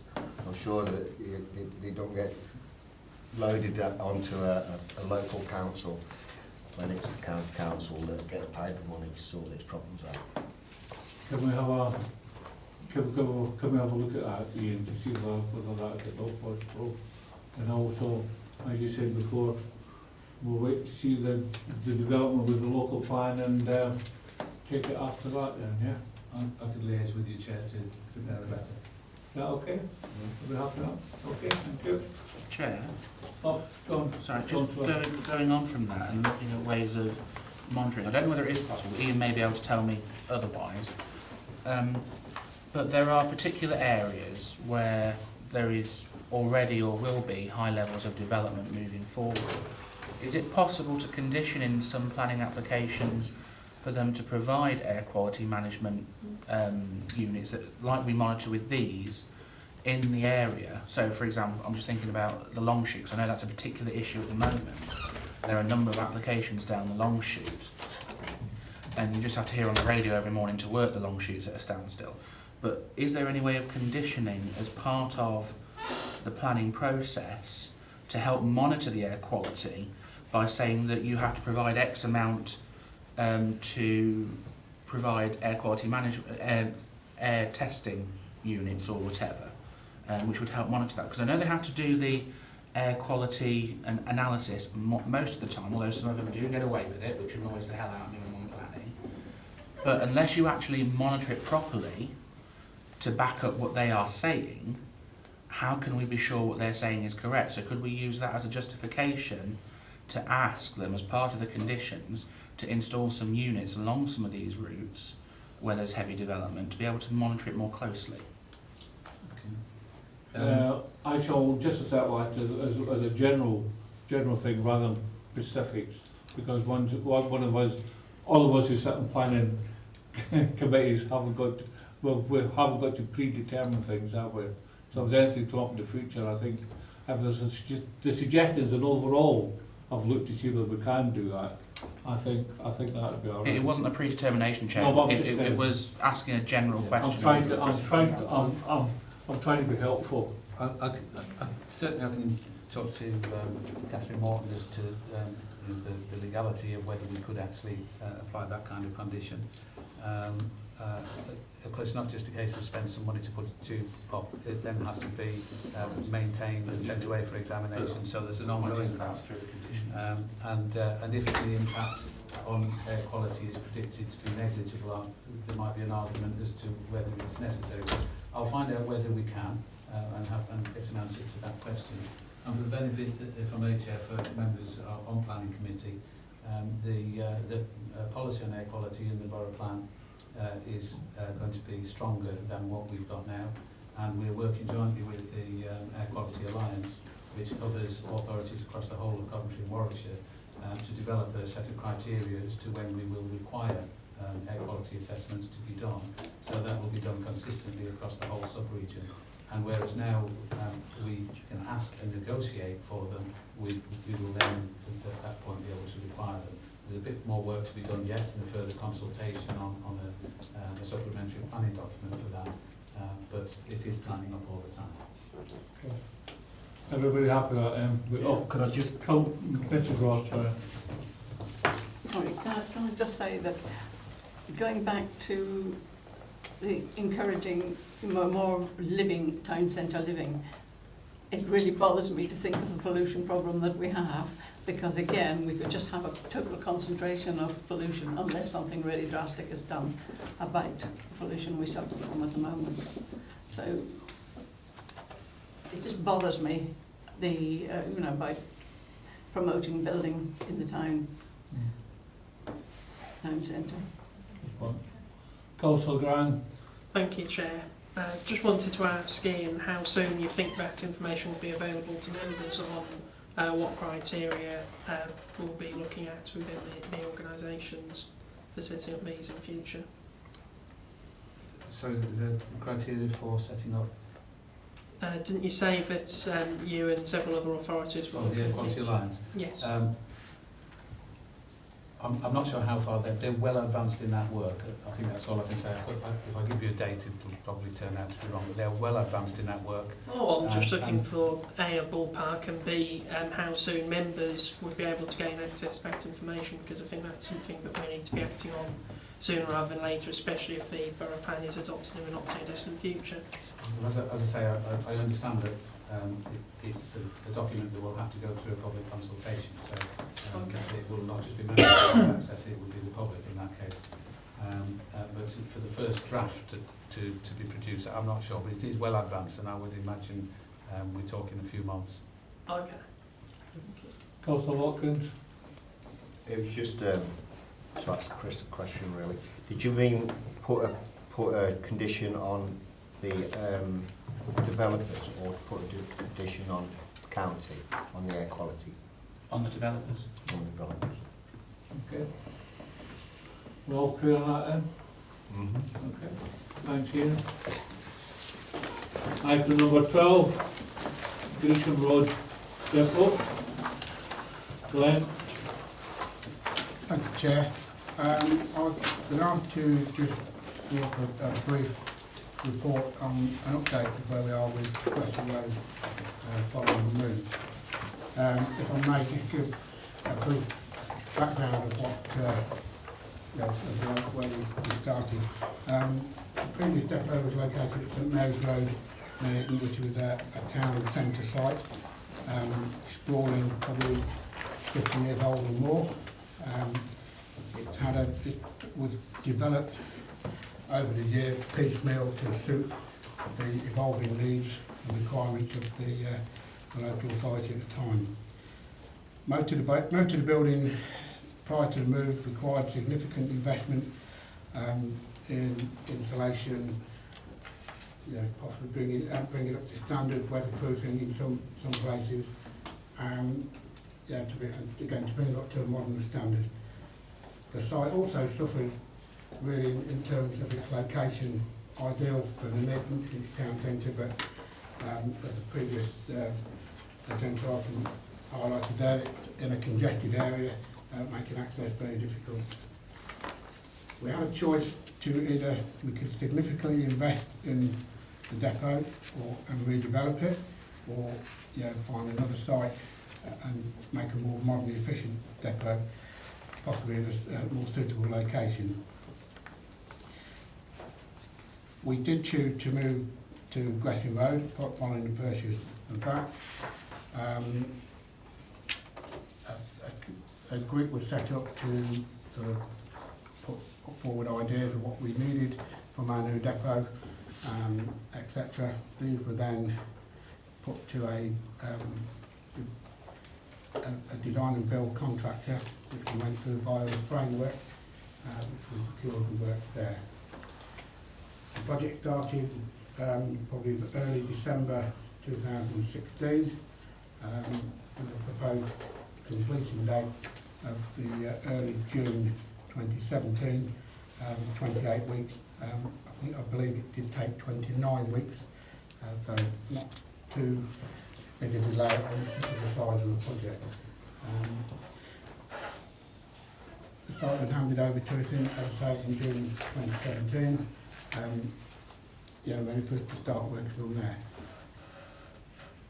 If I can take you back to January of 2017, work started on the application for the environmental permit, with an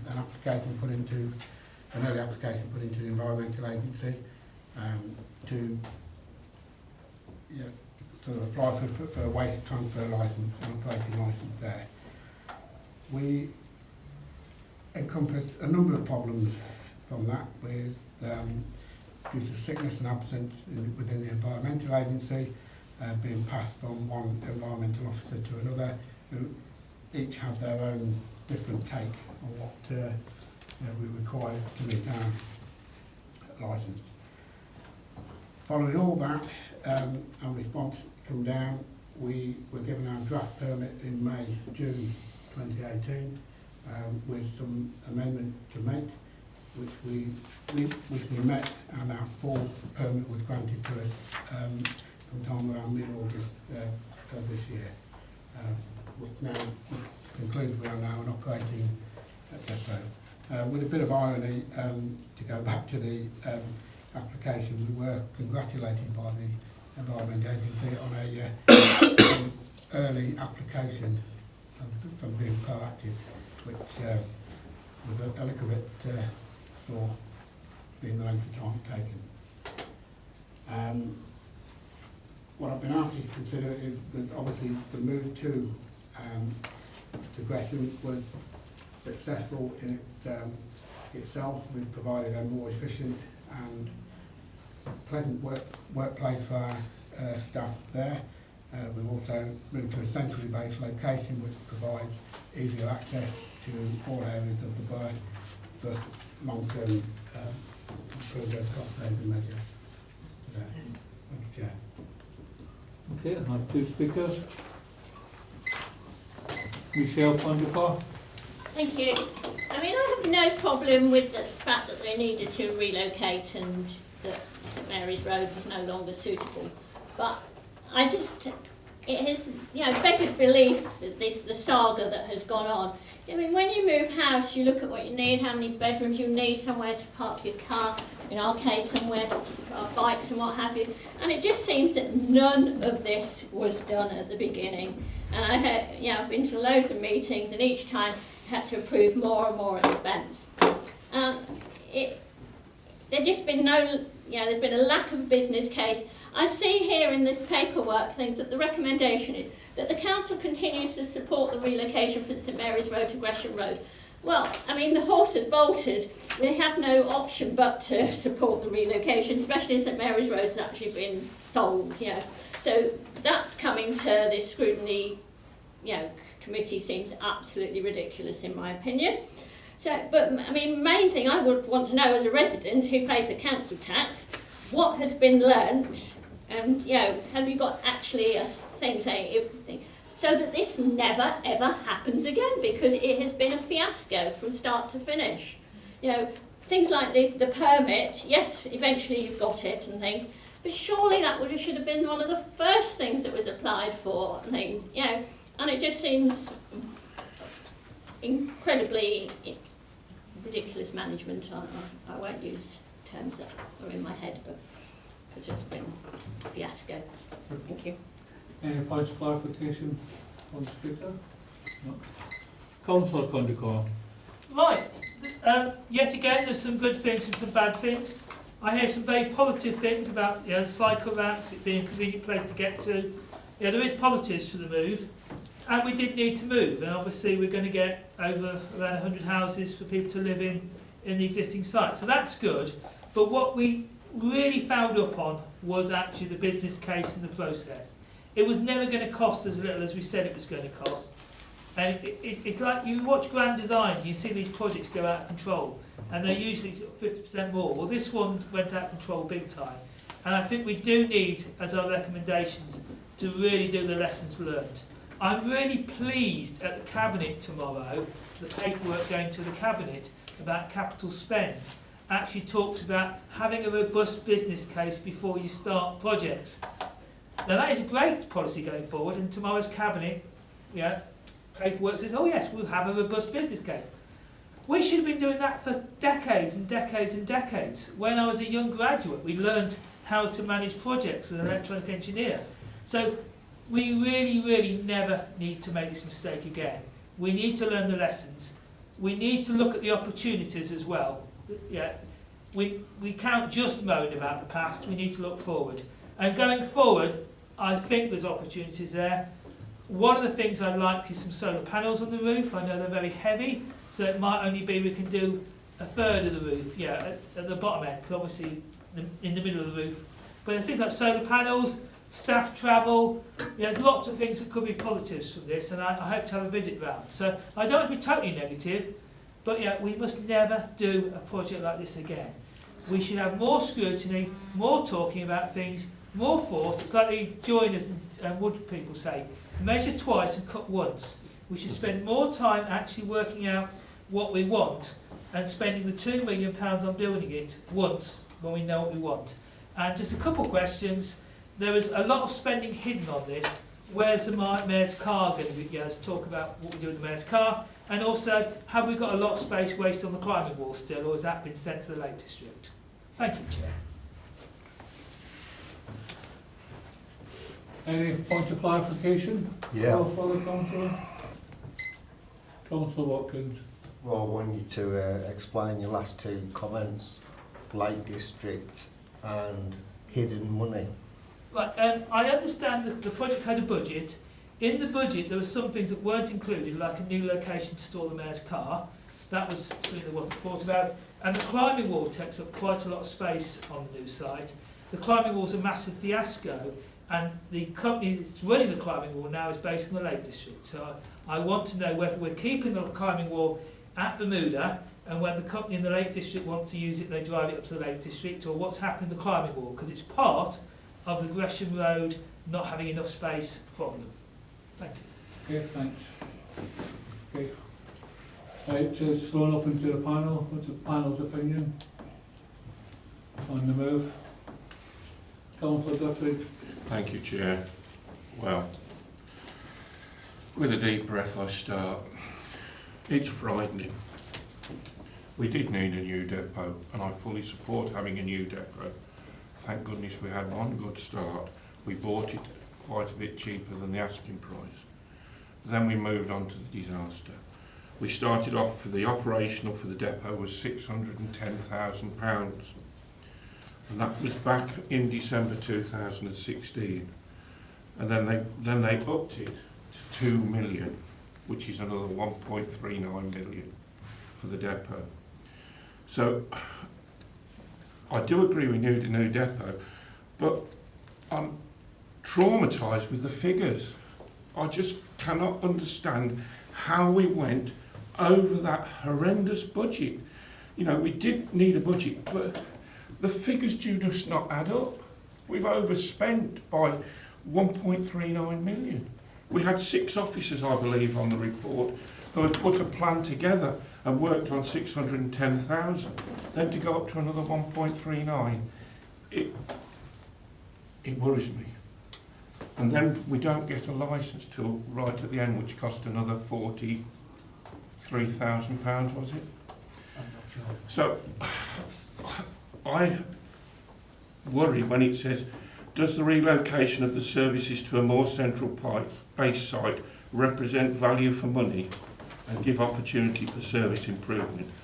Well, I think it gives opportunities for service improvement, but I don't know whether it does value for money. And there's one question I would love to ask. Have we had a valuation now of the new depot to see what it's worth? Thank you.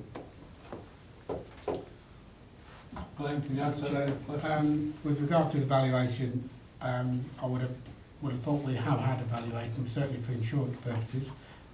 I don't know what I need, because that's certainly part of the estate thing, but I could find out. Email it. Yeah.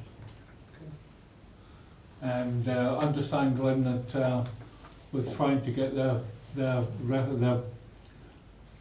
certificates with 3 different. Could you tell us why that was delayed?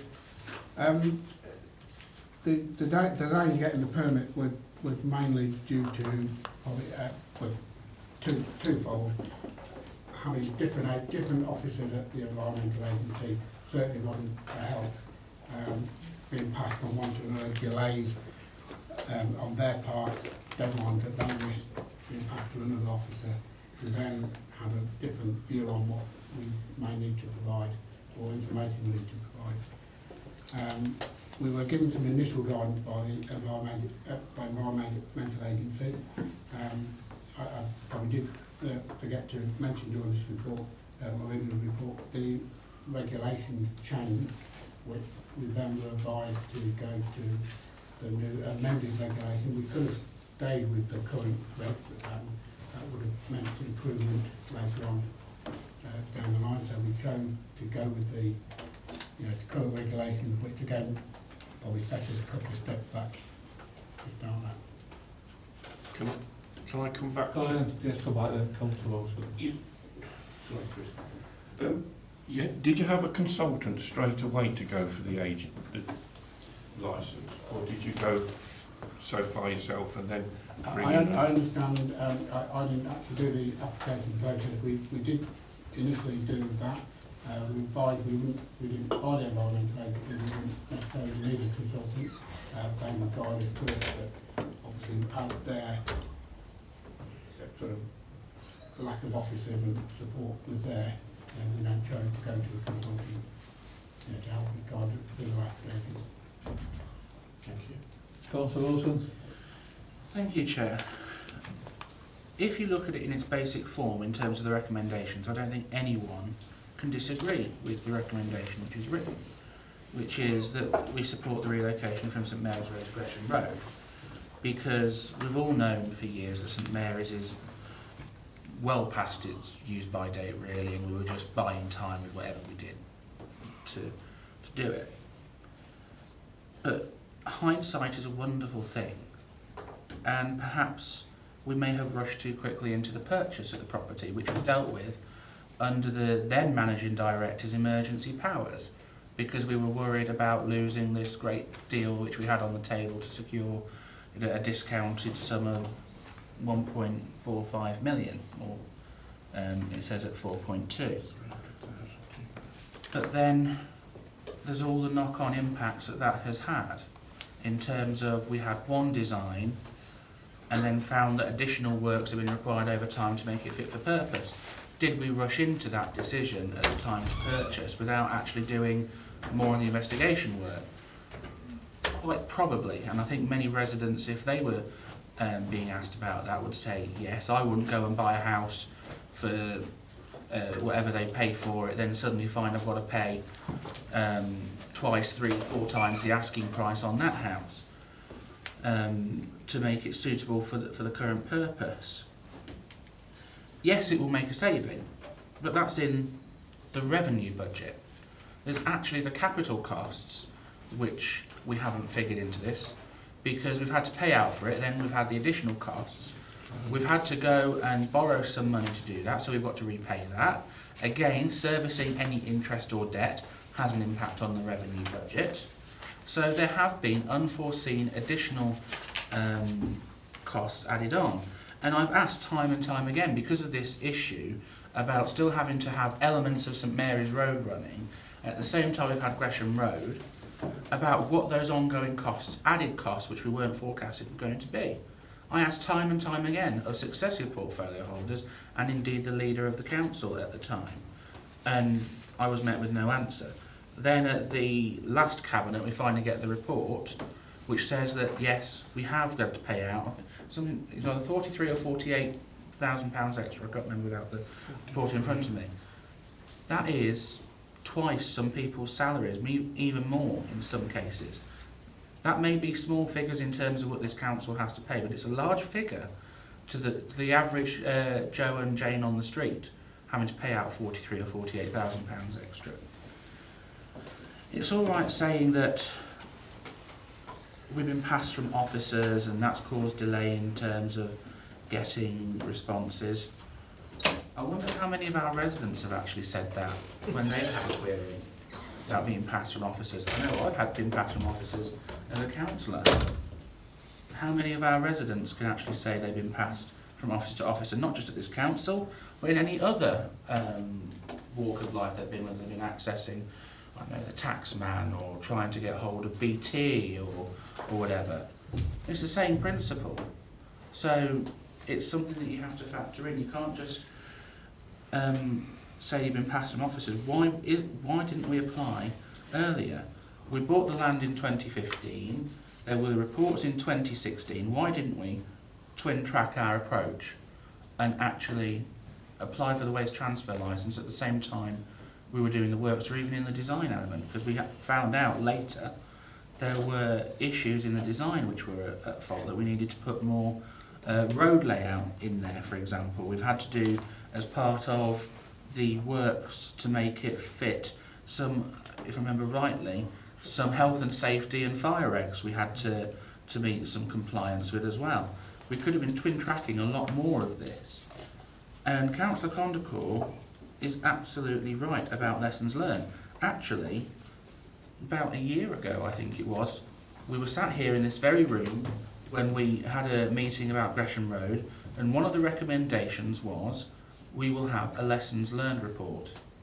To my knowledge, we have never had that report come to this committee, and I think it is vitally important we have that lessons learned, because, and with reference to an earlier discussion about works with the town centre, if those have a financial implication, how can we be sure that this council can run doing those works which would be required if we can't get a relatively small scale project working to time and budget with all these issues? So that makes it even more vital we have that lessons learned report to put in place some countermeasures to the issues we found this time, because moving forward this council may end up being involved in a lot more work than we have ever done for a couple of generations, Chair. Okay. Anybody else from the panel? No? In that case, I think I'll agree with the councillor, we should get a lessons learned. Right?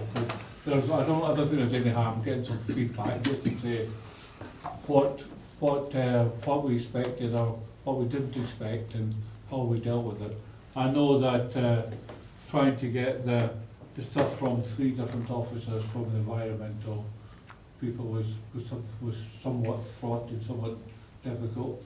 But as we know, with the location of the new site, it's more central to the borough, so there's an opportunity cost, which will obviously go forward and forward.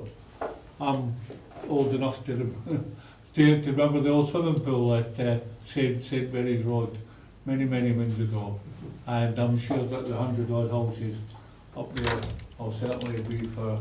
Let the council back in again. We haven't locked it out on purpose.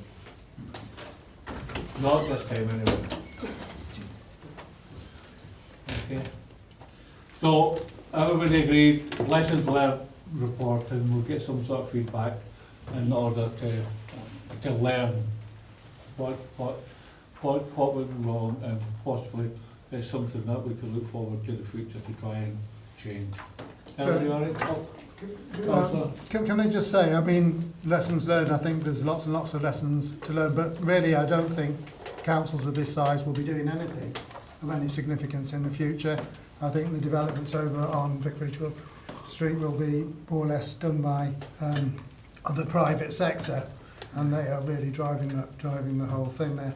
One thing that's never gets mentioned is, well, if we hadn't bought Gresham Road, what would we be doing now?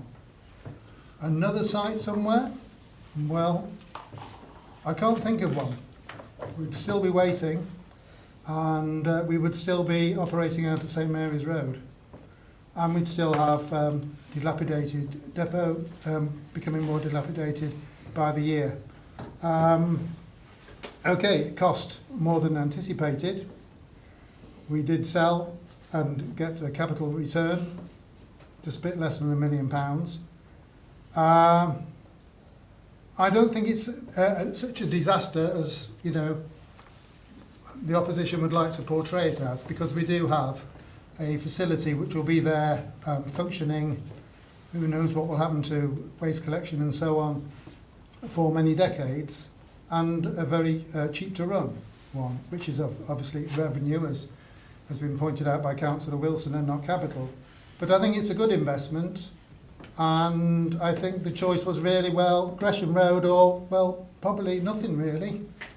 We'll just sit around waiting for something that doesn't exist to emerge, another site for a depot in the right place, because essentially it's had to be between Nuneaton and Bedworth, which basically means in that section of the 444 corridor. Okay, we all wish it would cost less. A very serious examination was made after the purchase was concluded.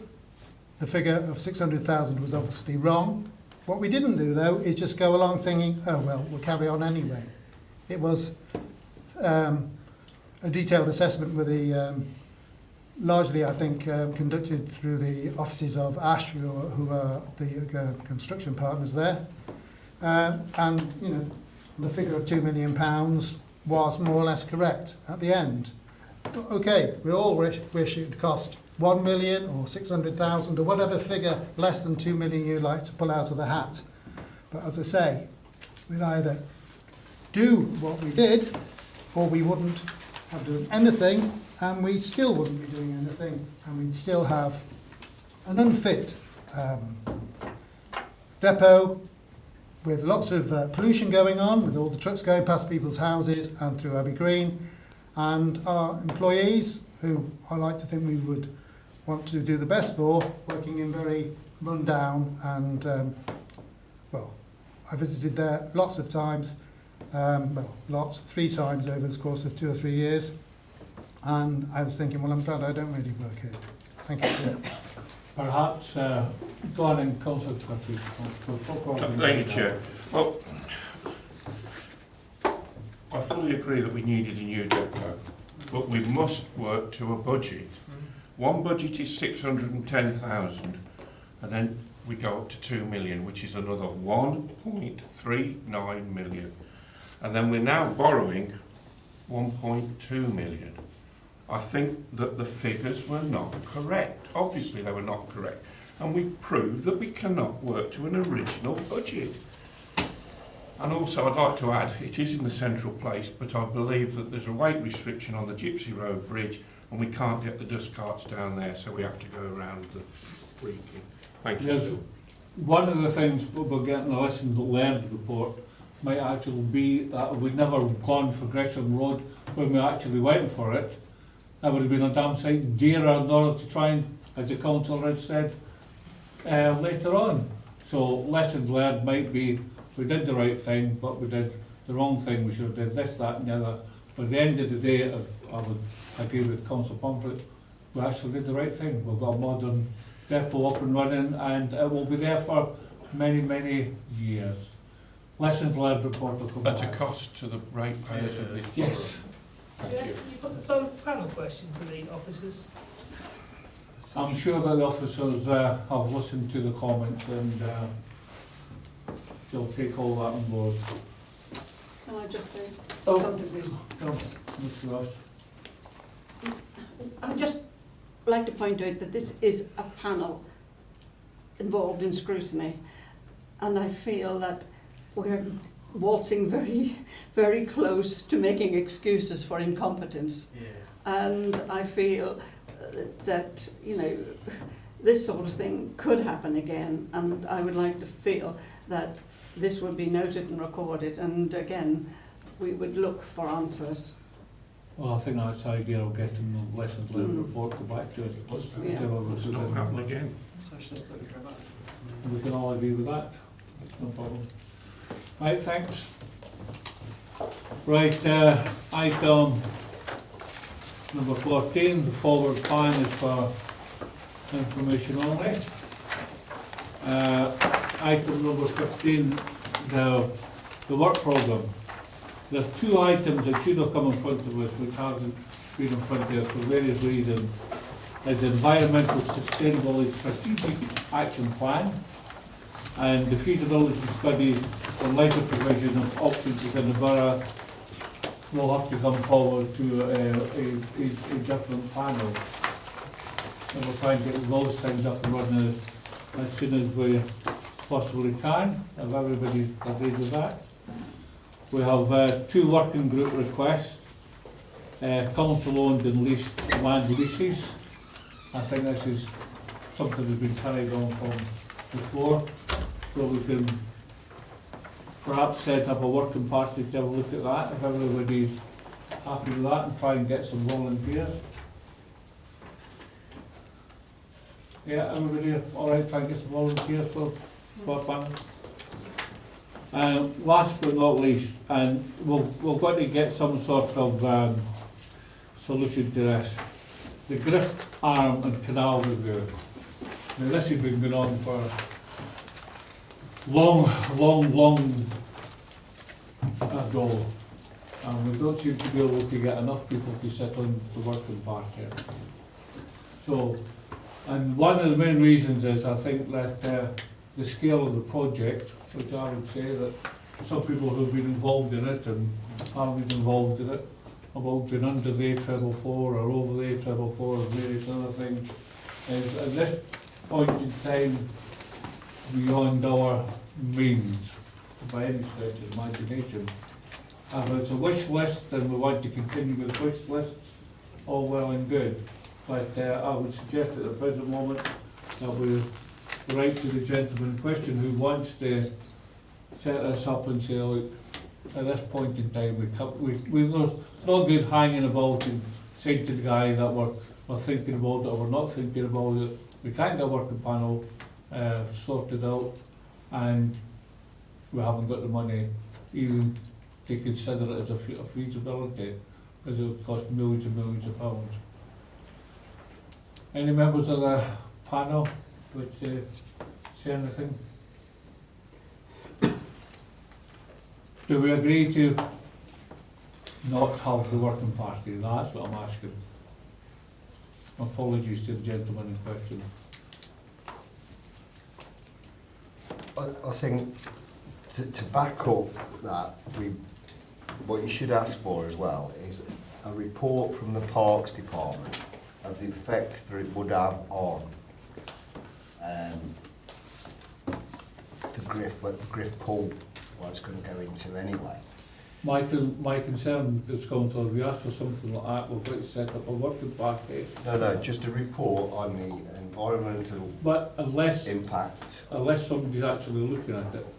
Councillor Pomfret. Chair, yes, I think one of the major things which somehow or other never gets mentioned with this Griff Arm thing is that it is a transport project. Okay, whether the county council are responsible for waterways, I don't really know. No. But it goes underneath a railway and it goes underneath a dual carriageway, and really not only is it beyond our means, I'm pretty sure it's beyond the county council's means. So I think taking it any further at the moment, in time of austerity when we're scratching around for the last penny, I think would be a futile use of time. Should I come and comment? No, it's a panel. Why do you know what to talk about? Comment? I think the guy is just looking for avenues of funding rather than BBC or WCC funding it. I would suggest that we leave it there because it would be a big time commitment, and at the moment I don't know that there are enough people available to give it that time, but I would suggest that we leave it on there for a later date. I know it's been on there for a while, but things might change in the future, and I'd like it just left the thing is, until we get a working party. Is trying to manage their expectations, and those expectations have been. We've been trying to settle this for over a year now to try and get a working party set up. And every time everybody looks at it, the cost is absolutely there. I'm just saying the time's not right for it now, but to dash his hopes forever seems a little bit If harsh. you don't let him Things talk might about it, change. There's part of, I shall say again, it's going to cost a fortune. Do we keep this person hanging on? He's presented the report before to well, not to this panel, but to the last committee system that was set up. He was very elegant, but at the same time it was still part of a wish list rather than something that can practically happen.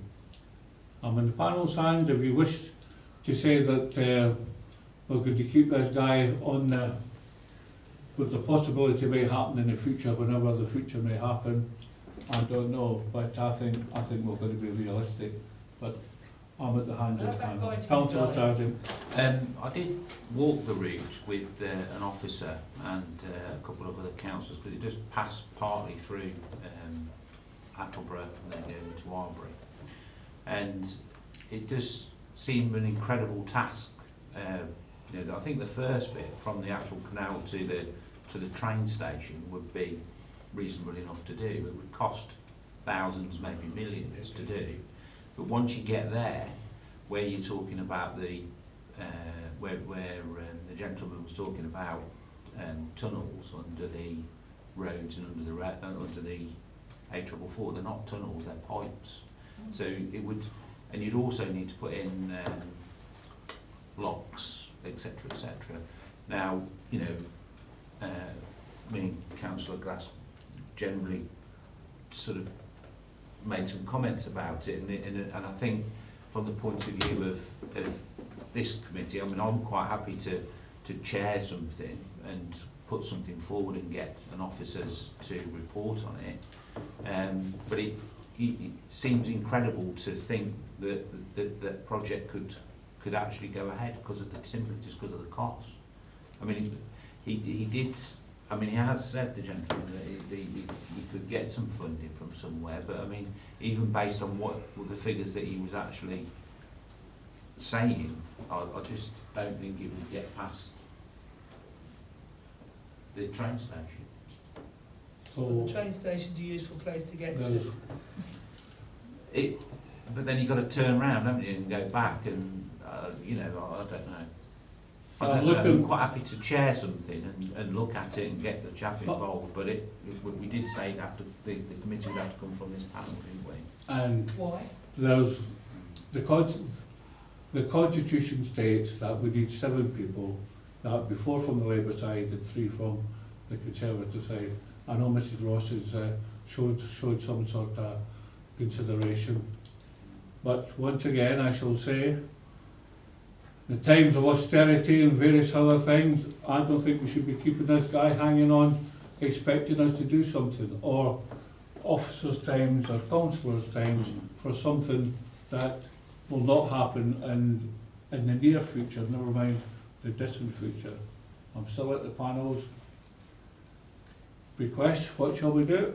My suggestion would be that we don't have a working party, and we wish this gentleman all the best, and hopefully sometime in the future we can take it back up again.